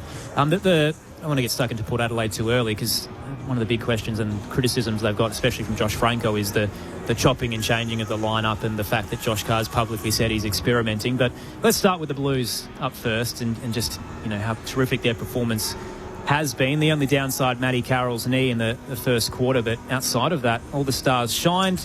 We got to see some youngsters, mentioned it through the pre-game, but no Wiedering, no Williams, no Ollie Hollands. You throw in 3 kids who combined have 15 games together, and didn't really hurt them, and if anything, they all showed some really good signs at the end of the day. So Taylor Byrne had plenty of chances, only finished with the 1 goal, but could have had plenty more. And around that way, Dirksen looks like a force down back in terms of a big body. And Flynn Young was probably the quietest of the 3, but had his moments as well. And Ison as well looked really classy out there as well. So I thought the whole Carlton side, it was a really good team effort. Everybody did their little bit, the way they were able to get the ball out in the space with handball, and it just really cut through Port Adelaide. And that's, they're willing to run for each other. That's what was probably disappointing from a Port point of view, but when Carlton won the ball in the back half, they all took off, and Port weren't prepared to go with them, and they were overwhelmed when the ball came inside their forward 50. Thoughts of Stephen Williams and Ebony Marinoff with you on ABC Sport. The Blues winners by 34 points. We'll head down to Braden Ingram very shortly for some fallout. Fran on the text line says, unfortunately, Port Adelaide winless again, and do hope there is some improvement for Josh Carr. I mean, it was a big turnaround for the Blues to lose Curnow, De Koning, Silvani, Durden and Doherty. And then you get guys like Newman, Dean, Jagger-Smith, Ison. You throw in a couple of guys tonight who, barely featured last year. This is a relatively new list. And around that it's starting to click a little bit. Geelong on Friday is going to be a massive test. The Bulldogs vulnerable. Port Adelaide have been, towards the bottom end of the ladder. Do you feel like, from what we've seen over the past 2 weeks, that this brand can stack up against better teams?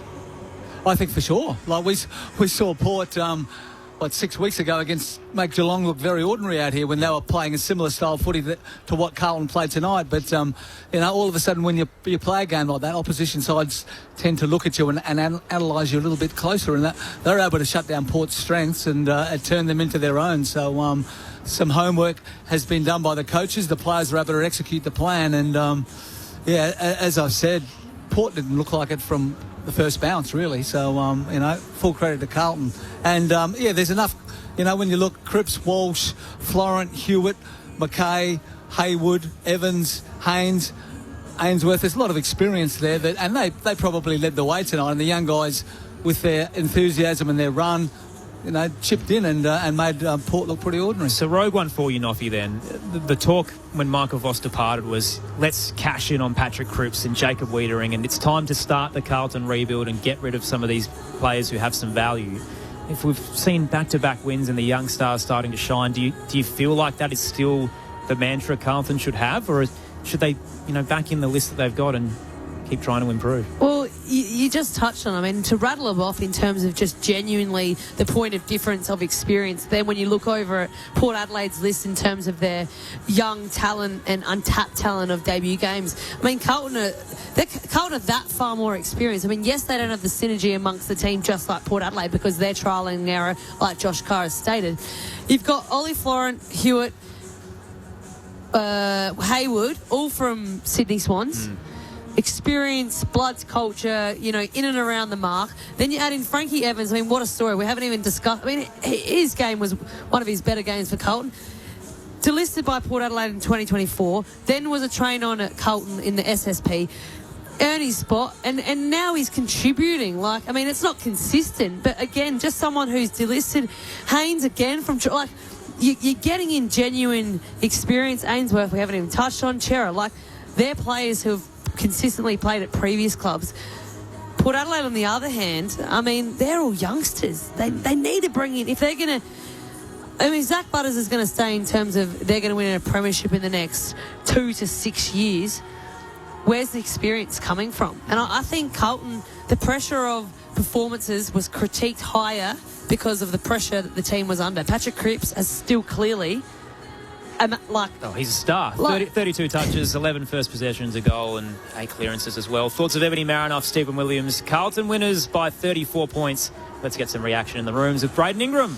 This man, he had 26 touches, 14 of the contested, and kicked 1 goal. George Hewitt, thanks for joining us here on ABC Sport. We all know in world sport that the spike we see after a changing coach often happens. It's the second game that's usually really tricky and brings teams unstuck. How did you avoid that tonight? How did you go about piecing together this win? We kept it pretty similar.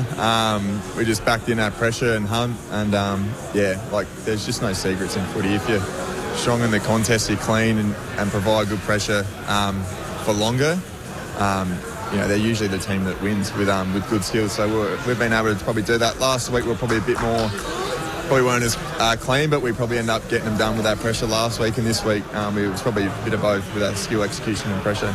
So what do you think has been the missing piece from not being able to do that from earlier in the season to put it together in back-to-back weeks? I honestly don't know. Maybe boys feel a little bit of freedom. Got some youth coming in, which brings excitement. Boys are just, their roles are pretty simple. It's been like that all season, but we seem to be executing them really well. You talked about the simplicity, but are they given it such a long? It's not like 4 or 5 weeks. It's 12 weeks before the end of the season, so you've got a fair bit of time to work with. Is Josh trying to layer some things in terms of week on week? Let's try and do this. Let's change a little bit of game plan. Just talk us through that. No, it's pretty similar, but probably the big difference is nailing the fundamentals, which is your skills in all facets of the game, and then contest and pressure. But probably the big one is just fundamentals and our skills. Yeah. For yourself, obviously it's well documented when you were out of the side, and there were a lot of people outside the team externally scratching their head. Were you scratching your head for a while as to why you were out of the side? Oh no, not really. Like you just got to deal with it and move on, because the more you don't accept it, like the further back you fall, I guess. So you just got to move on. Like, it's just footy. It's happened before, so. And you always just got to look at the plus sides, because if you think of the other side, it's going to be a long road back. So I always just look at the positives and starting to reap the rewards now. Did it light a fire for you? Because the last 2 weeks you've been very, very good. Yeah, it's been good. Pretty simple. Probably just takes a bit of time to get your confidence back at the level, and I think I found it pretty well tonight. Take it away upstairs, guys. Hey George, Steve Williams here. Congratulations on your game tonight. A terrific effort. I thought the way you were able to take away what Port Adelaide like to do, that uncontested marking in the back half, chip, and then get the ball, get that handball and get it moving quickly. The way you were able to take that away from them, they really just couldn't get themselves back into the game.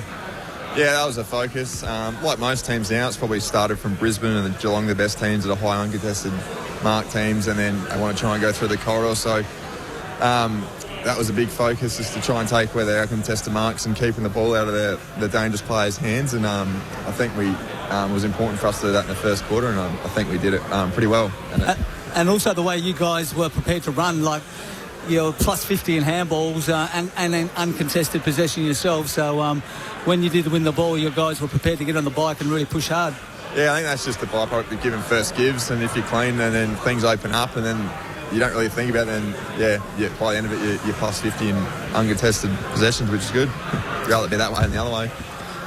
George, Ebony Meredith here. Congratulations on an awesome win at Adelaide Oval. I just want to touch on, you spoke about the freedom of the players. Has that been a message from the coaching staff, or you think that's just generally come with the release of the pressure with Voss exiting? Probably a bit of both. Like, we absolutely love playing on a Vossi, but yeah, there was probably a lot of noise, but now it's just a bit of a fresh start, and like Vossi, but our roles are still very simple. We're just executing them really well in the last 2 weeks, and I think we did it in Vossi's last game against Brisbane. I think we'll probably shaved off 30 or 40 points off their lead. So it's probably been 2.5 games now that we've played well. Yeah, certainly. I think the Brisbane game was one for you guys to get your confidence, and even Jagger Smith. We spoke about his awesome start to the season, but tonight he was unbelievable. How's it playing with such a good youngster in Jagger Smith? Yeah, he's just got a hunger and love for the game, which is exciting to see. Like same as Jack Ison, they just got a hunger and to do well, and they love the game, which is that's why they're improving so quick. George, it's Tom Wilson here. A lot of talk about process and doing the fundamentals. What does it mean just to string a couple of games back together? Like, what does it do for the group? We saw the smiles on the faces as you were walking into the rooms. Yeah, I don't think you could ever knock our effort. It's just good to see the results paying off now. I know it's only 2 weeks, but and you can't look any further than the next game, so you just got to keep trying to do your best next week and knock good teams off. So we just got to keep going on and see how the season unfolds. George, I wanted to ask you about the second halves. We were kind of wondering tonight if it was going to be a one-hit wonder thing for Carlton to be able to hold on in the second half, and you proved tonight that you've evolved from it. So can you walk us through, I guess, what was going wrong at the start of the year through the major break to how you've been able to learn from it and grow? I think sometimes maybe in front of big crowds, sometimes you don't back your skill execution to take the game on. And I think probably in the second half we gave away a few goals from our skill execution, but we also put on a few from attacking the game, which was very pleasing. Quick one on Josh Fraser as well. So obviously back-to-back wins is a very hot way to start for an interim coach in terms of their resume and their credentials. Was it weird as a playing group when you have the guy coming in saying that he doesn't feel like he's quite ready to be a senior coach? Yeah, I don't know. Is that what Frey said to me? Yeah, he said it. He's ambitious to be one, but he probably doesn't think right now that he's ready for that position. Oh, righto. Well, results kept going his way. Well, I think he's got to change his mind there, but we love Big Frey, and we're playing well under him, which is good. I was going to say, follow-up question there is, do you think he's ready from the 2 weeks that you've had with him so far? Oh, he's been great. He keeps it very basic, and I think that's going out the way we're playing. We're just nailing the basics last 2 games, and it's great that he's got that drive to be a senior coach, so hopefully he gets his chance full-time when he's ready. And just before we wrap up, George, good old South Australian lad, what's it like to be back home and winning with a pretty good turnout from the Blues fans as well tonight? Oh, I love Adelaide Oval. I love getting back here. It's home. It's good. Congratulations, mate. Thank you so much for taking the time to chat to us as well. All good. Thanks, guys. George Hewitt downstairs after Carlton won by 34 points tonight against Yardapulti, 13-14-92 to 8-10-58. Didn't give us too much of a glimpse into, I guess, the axing and the fallout from it, but the line there that stuck out to me was, I've got my confidence back. So feels like that prolific trio, or at least quartet maybe now in the midfield for the Blues with Walsh, Jagger and Cripps, and you throw Hewitt in the mix, is starting to get back to where it was. Okay. Yeah, it's a good solid line of footballers, isn't it, with experience, played in big games and understand what you need to do to win big games, and the younger players will certainly benefit from him being out there with them. I think the word you used as well was out-muscled Port, outworked them, and he's one of those guys, and he sort of said he took the positives from being dropped. I think that, that was probably the biggest omission of the year that we've had so far in terms of a storyline, so he's got back on the horse and back to work.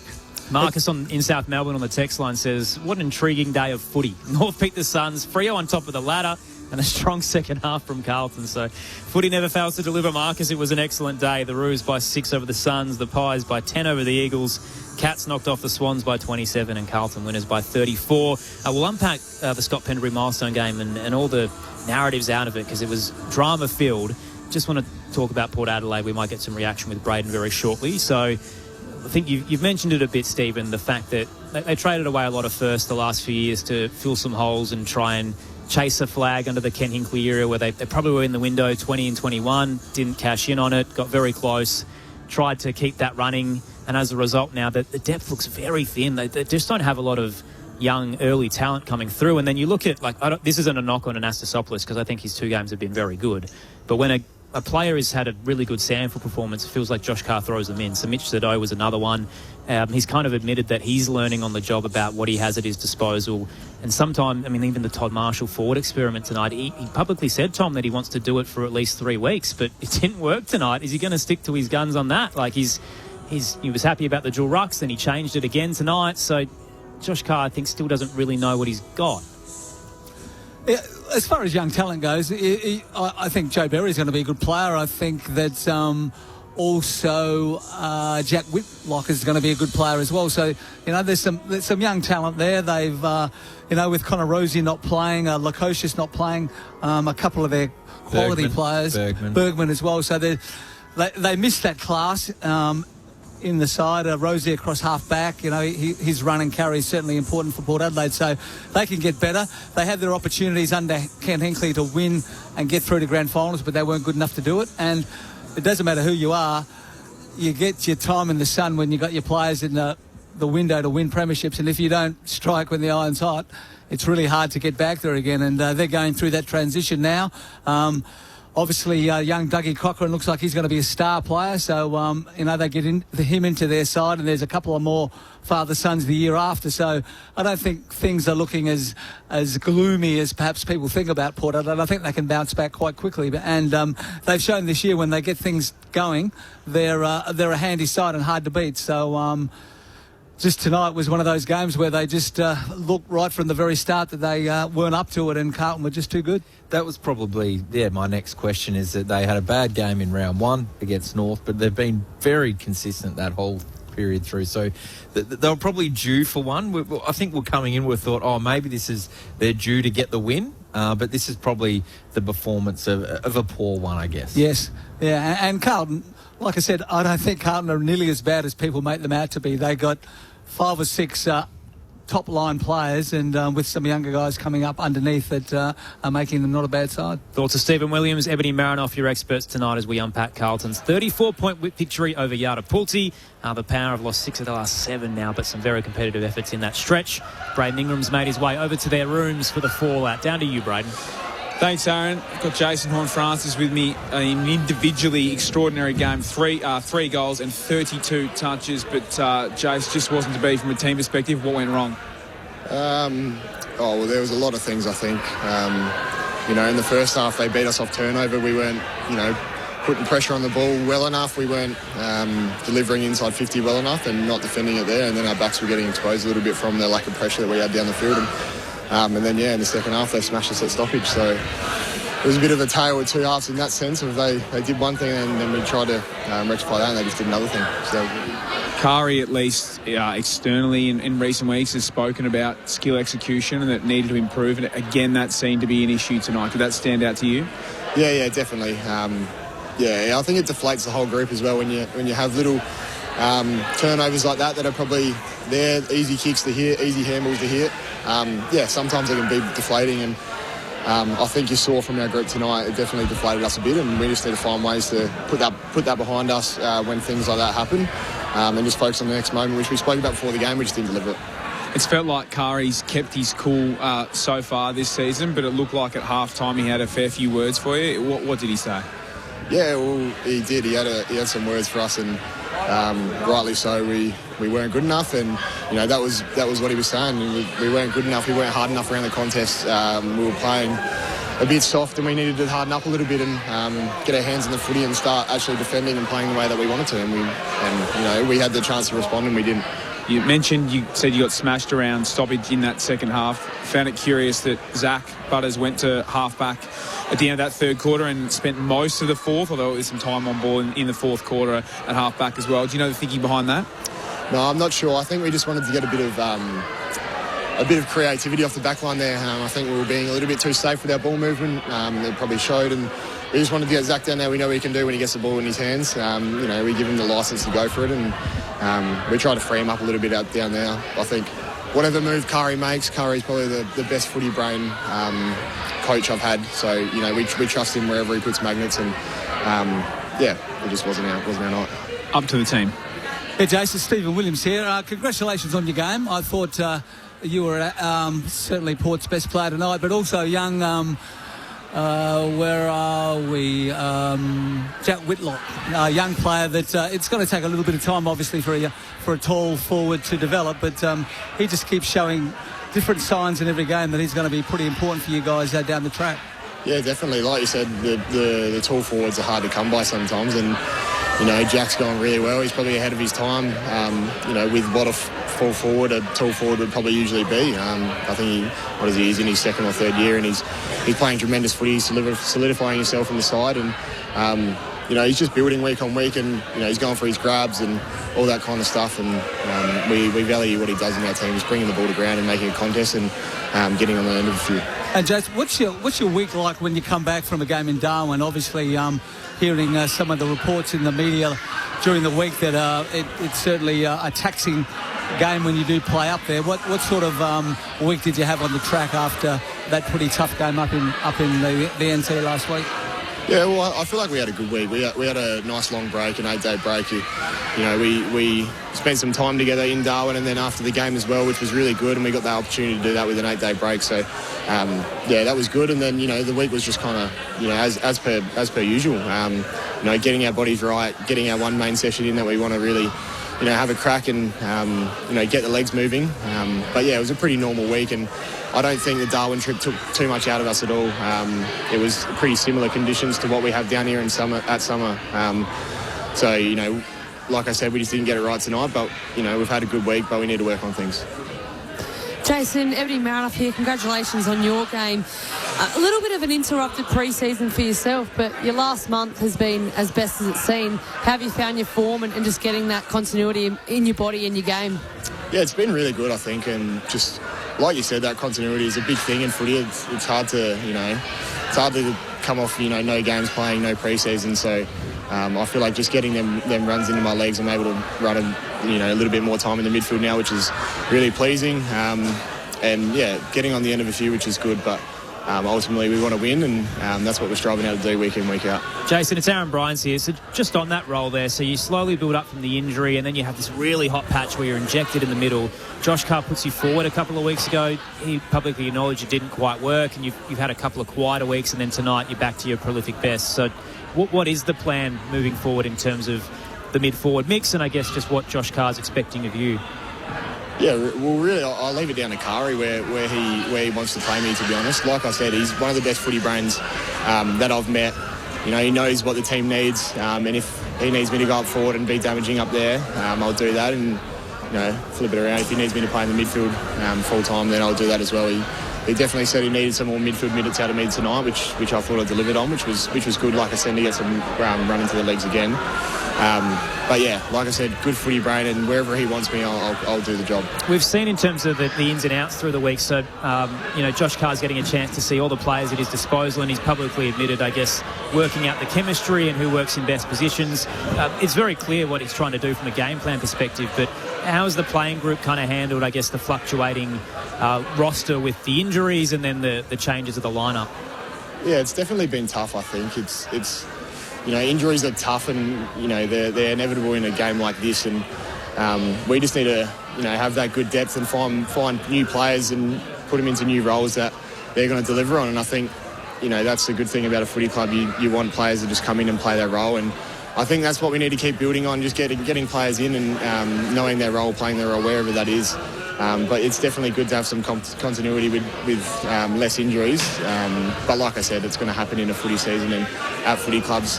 We just need to deal with it as best we can, and I'm confident that whoever we bring in is going to play their role. A couple of quick ones for you, Jace. Indigenous round, how exciting for you to have 3 goals and the massive 32 touches around it. It would have been pretty special for you tonight. Yeah, it's good. It's good to represent not only my people, but the wider community. It was good to go up to Darwin and have a round up there and, see all the faces up there, and the kids just loving the footy up there. That's what they love, and we love putting a smile on faces of kids. And yeah, it was definitely good to put in a good performance like that, especially in these 2 Indigenous rounds. Did you get the chance to chat to young Jack Ison, the Yorta man? He had a pretty good performance tonight as well. Yeah, he did. He had a good first game as well. Kicked the clutch goal, which was good. So it's good that he's getting on the end of a few, and he's going really well. I'm sure he'll be a really good player in the future, and if he keeps putting performance out like that, it'll be really good. Bye coming up, so what's the week going to look like? Yeah, pretty short week, I think. We'll have a couple of days training, and then we'll get 4 days off over the weekend and be able to reset, really take our mind off footy and get away from it, and then when we come back, we want to hit the ground running. We want to, have a better second half of the season and, win these tight games and, win some games in general. Thanks for your time, Jason, and hopefully after the bye you can reset, re-go, and hopefully have a really hot run at the back end of the year. Thank you very much, guys. Cheers. Jason Horne-Francis downstairs after Carlton's 34-point victory over Yardapulti.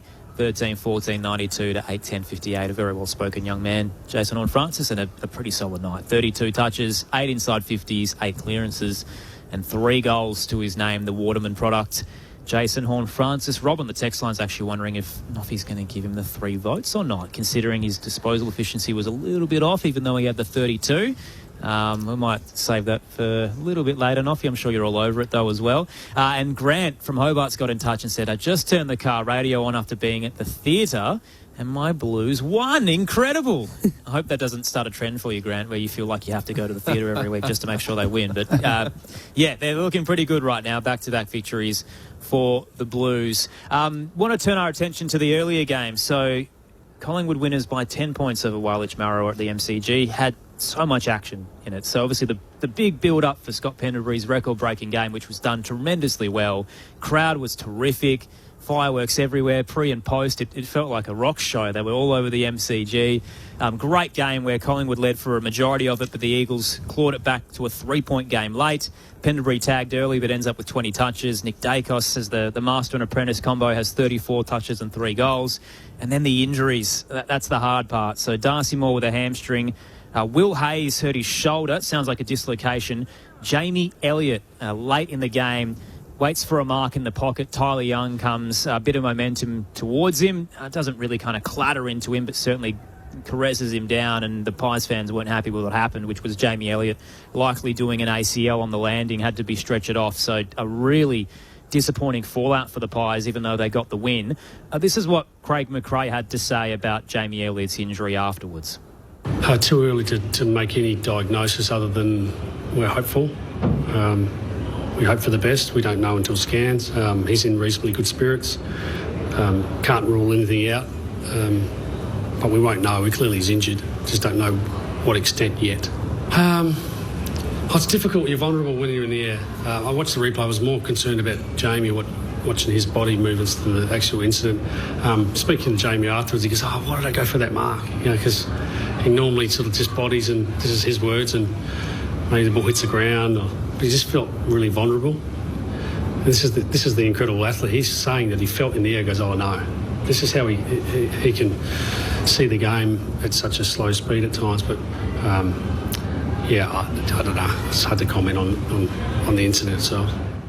Collingwood coach Craig McRae there, that second answer about whether or not he thought that was a dangerous incident with Tyler Young. So essentially after what happens, Jamie Elliott hits the deck, grabs his knee. Scott Pendlebury comes in, not very demonstrative, but certainly almost like, the 38-year-old veteran playing, 433, walks up to Tyler Young and kind of just gives him a little bit of a lesson, which is just, hey, you don't do that. Ruben Jimbri comes in, and future Eagles captain, I think the way that he carries himself remonstrates, and it turns into this big melee. But I guess the big question in the fallout was, did Tyler Young actually do anything wrong? Not from what I saw. No. That would have happened 20 times in the game today. It was just a contest. Nothing, Tyler, he did absolutely nothing wrong. It's just Jamie Elliott landed and unfortunately twisted his knee. Yeah, simple as that. I've looked at it just because you naturally look at it in slow-mo, and the slow-mo, it's not even free kick. Like, he's got his arm, but suddenly, there's no shove, Elliott's hips don't, you know how sometimes you can actually feel that, but there's no hips moving, and his plantar leg was always going to plant that way. It was his plantar leg, and you see that so many times, and it's footy, and it's horrible, and sometimes, those movements, those marks, the jar of the knee, it happens, and really unfortunate. I mean, he just signed a couple of years, obviously remember was he going to go up to Brisbane, finish his career up there, got that 2 years with Collingwood, I think end of next year he's out of contract, but that's tough for Collingwood. He's a big-time September player. I mean, not that Collingwood they're in finals yet, but when you lose someone like Jamie Elliott and the class and the experience and the ability to stand up in big moments, that's going to be massive out. Yeah. He kicks the goals that no one else can kick under pressure. The emotion of the day as well, where you go from this amazing celebration to this heartbreak right at the end. And I'm kind of with you, Noffy, there. Tyler Young's kind of running to spoil, and he doesn't really have anywhere to go in a sense, and he probably could have clattered into Elliott, and he sticks a soft hand on the back. He has the little arm around the front, but it's not aggressive. Some would say maybe he has tunnelled him because he's put a hand there, but I mean, it doesn't look like he's fully flipped Jamie Elliott. He's just given him the slightest little touch, and Elliott's fallen with the flat leg. And that's where footy's at. What we're going to sit here and tell a young kid to not compete and try and be in the position to spoil. I just think it's footy. There's horrible injuries, and we talk about it week in, week out. It feels like half the games that I had about, 3 or so injuries the other night. Bombers had 2 on the bench. So sometimes you get a round that's got a little bit of hard luck stories, but it's why we play this great game, because it gives you so many opportunities to have 360 actions and movements. It's the best. But when there's moments like this, and Elliott will be missed, I think it's an ACL, and you just don't like to see it, but it's a part of the game. The other weird one out of it, the Darcy Moore hamstring. So he's had this issue throughout the season, and it sounds like he did it in a ruck contest. And again, we can look in hindsight and say, what was Craig McRae thinking? But it's a weird decision to put a guy who's had, soft tissue issues, he's a star backman, and you put him at risk by throwing in the middle. This is the Riley Thilthorpe Adelaide Crows discussion of, do you risk your star players when we're seeing a lot of PCLs and, this is a soft tissue, but it's a high-risk role to ruck. So vulnerable. Like that, with the new jumping and the rules and the interpretations, it's the most vulnerable, position one of the most vulnerable positions of the ground. And again, he's coming in and out, and he's not in form. And when we just heard Jason touch on in the continuity, I think it's underestimated what that does. And almost feels like they're trying to get him into the game because he's been underdone and he's not been in form. But then sometimes you're just trying to make something out of happen. But yeah, they're in a bit of strife, I think, Collingwood.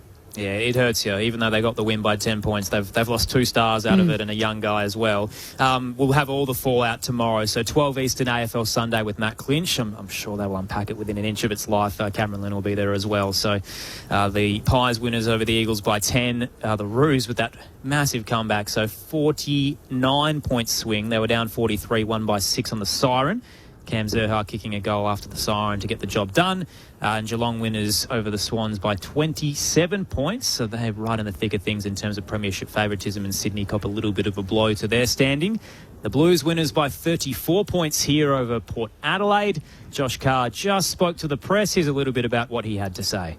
Oh, look, you've got to try things. When you're having a game like that, you've got to explore and have a look at it. And, Zach going half-back was about, our ball movement and trying to help us with that and just change things up a bit and get a different mix in the midfield also. So we're not going to, sit on our hands. We have to try that. And, we had a good chat after the game about, what it looks like for us as a group. And I think at the moment we're waiting for leaders to stand up, and we're trying to wait for Zach to do his thing or Hornet to get going rather than own it ourselves as a group. So that's experience in some ways for some of the young guys, and closing the gap on what our bad looks like to what our good looks like. This is a little bit about perspective in a sense, where I think Port fans towards the end of Ken Hinckley's era were frustrated that he wasn't overly adaptable. Josh Carr has publicly admitted numerous times, including just then, that he is trialling new things and when it isn't working. And Butters had 10 touches in the last quarter, largely off half-back. There are a few very costly turnovers involved in those 10 touches. But, I mean, would you do it again, Steve? Do you think it was a role that worked for Zach? Well, it's exactly the same role that they did with Connor Rosie, wasn't it? He was the same thing, a dominant midfielder, and they pushed him into half-back and got some run and carry from him. So, as Josh said, nothing was happening. They're a little bit harder to tag when you're playing across half-back, and there was 2 or 3 times where he looked like he was going to get that overlap, and Carlton were good enough to get a hand in and intercept. But, as a coach, don't die wondering. But it's a tough gig being a coach because you make moves, you get criticised. You don't make moves, you get criticised. So it's, you're never going to win. It's a hard one because, you sit here from a player point of view, but it's like, if Zach Butters is the player he is, we all know what the calibre is, and it wasn't his night. And I was trying to see if he was getting tagged, but sometimes when you're a Zach Butters, they come for you. They all come for you, and your night is hard. You get checked at every single contest you're at, and that's hard work. And Zach's been working through that. I've spoken here before. That's something he's got to work through when he's got attention, whether that's a hard tag or just being bullied throughout the night.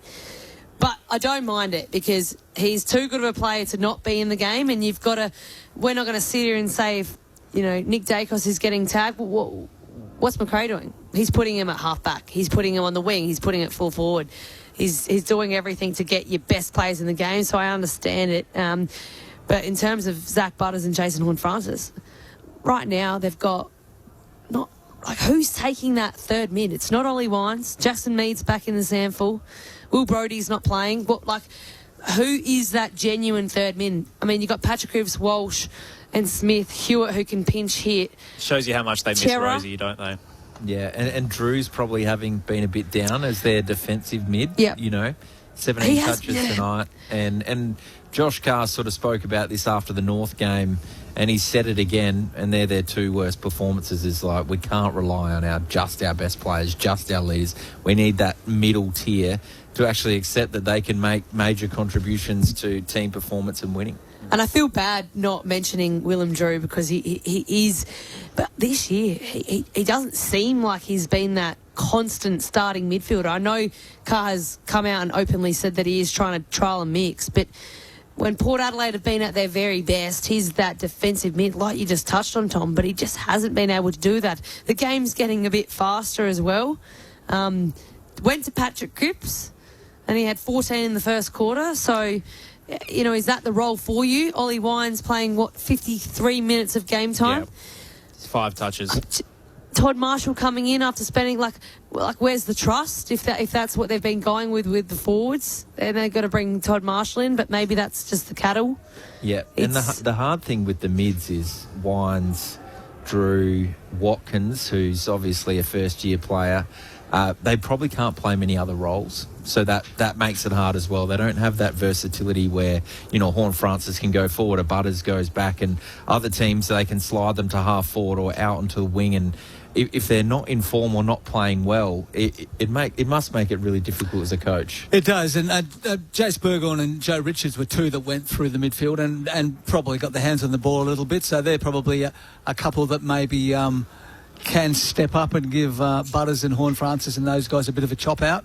Berry's another one that I would imagine they'll be looking for that can go through that area as well. He's got a bit of class about him, but he's still learning the game, so they've got a few and Bergman's another one, Rosie, so a couple of important ones that are missing as well, but they just got to find some options that can do that role. You wonder if Jace Burgoyne can eventually become an Nasiah Wanganeen-Millerer. He has shown a lot of glimpses when he's put on ball and finds enough of the footy.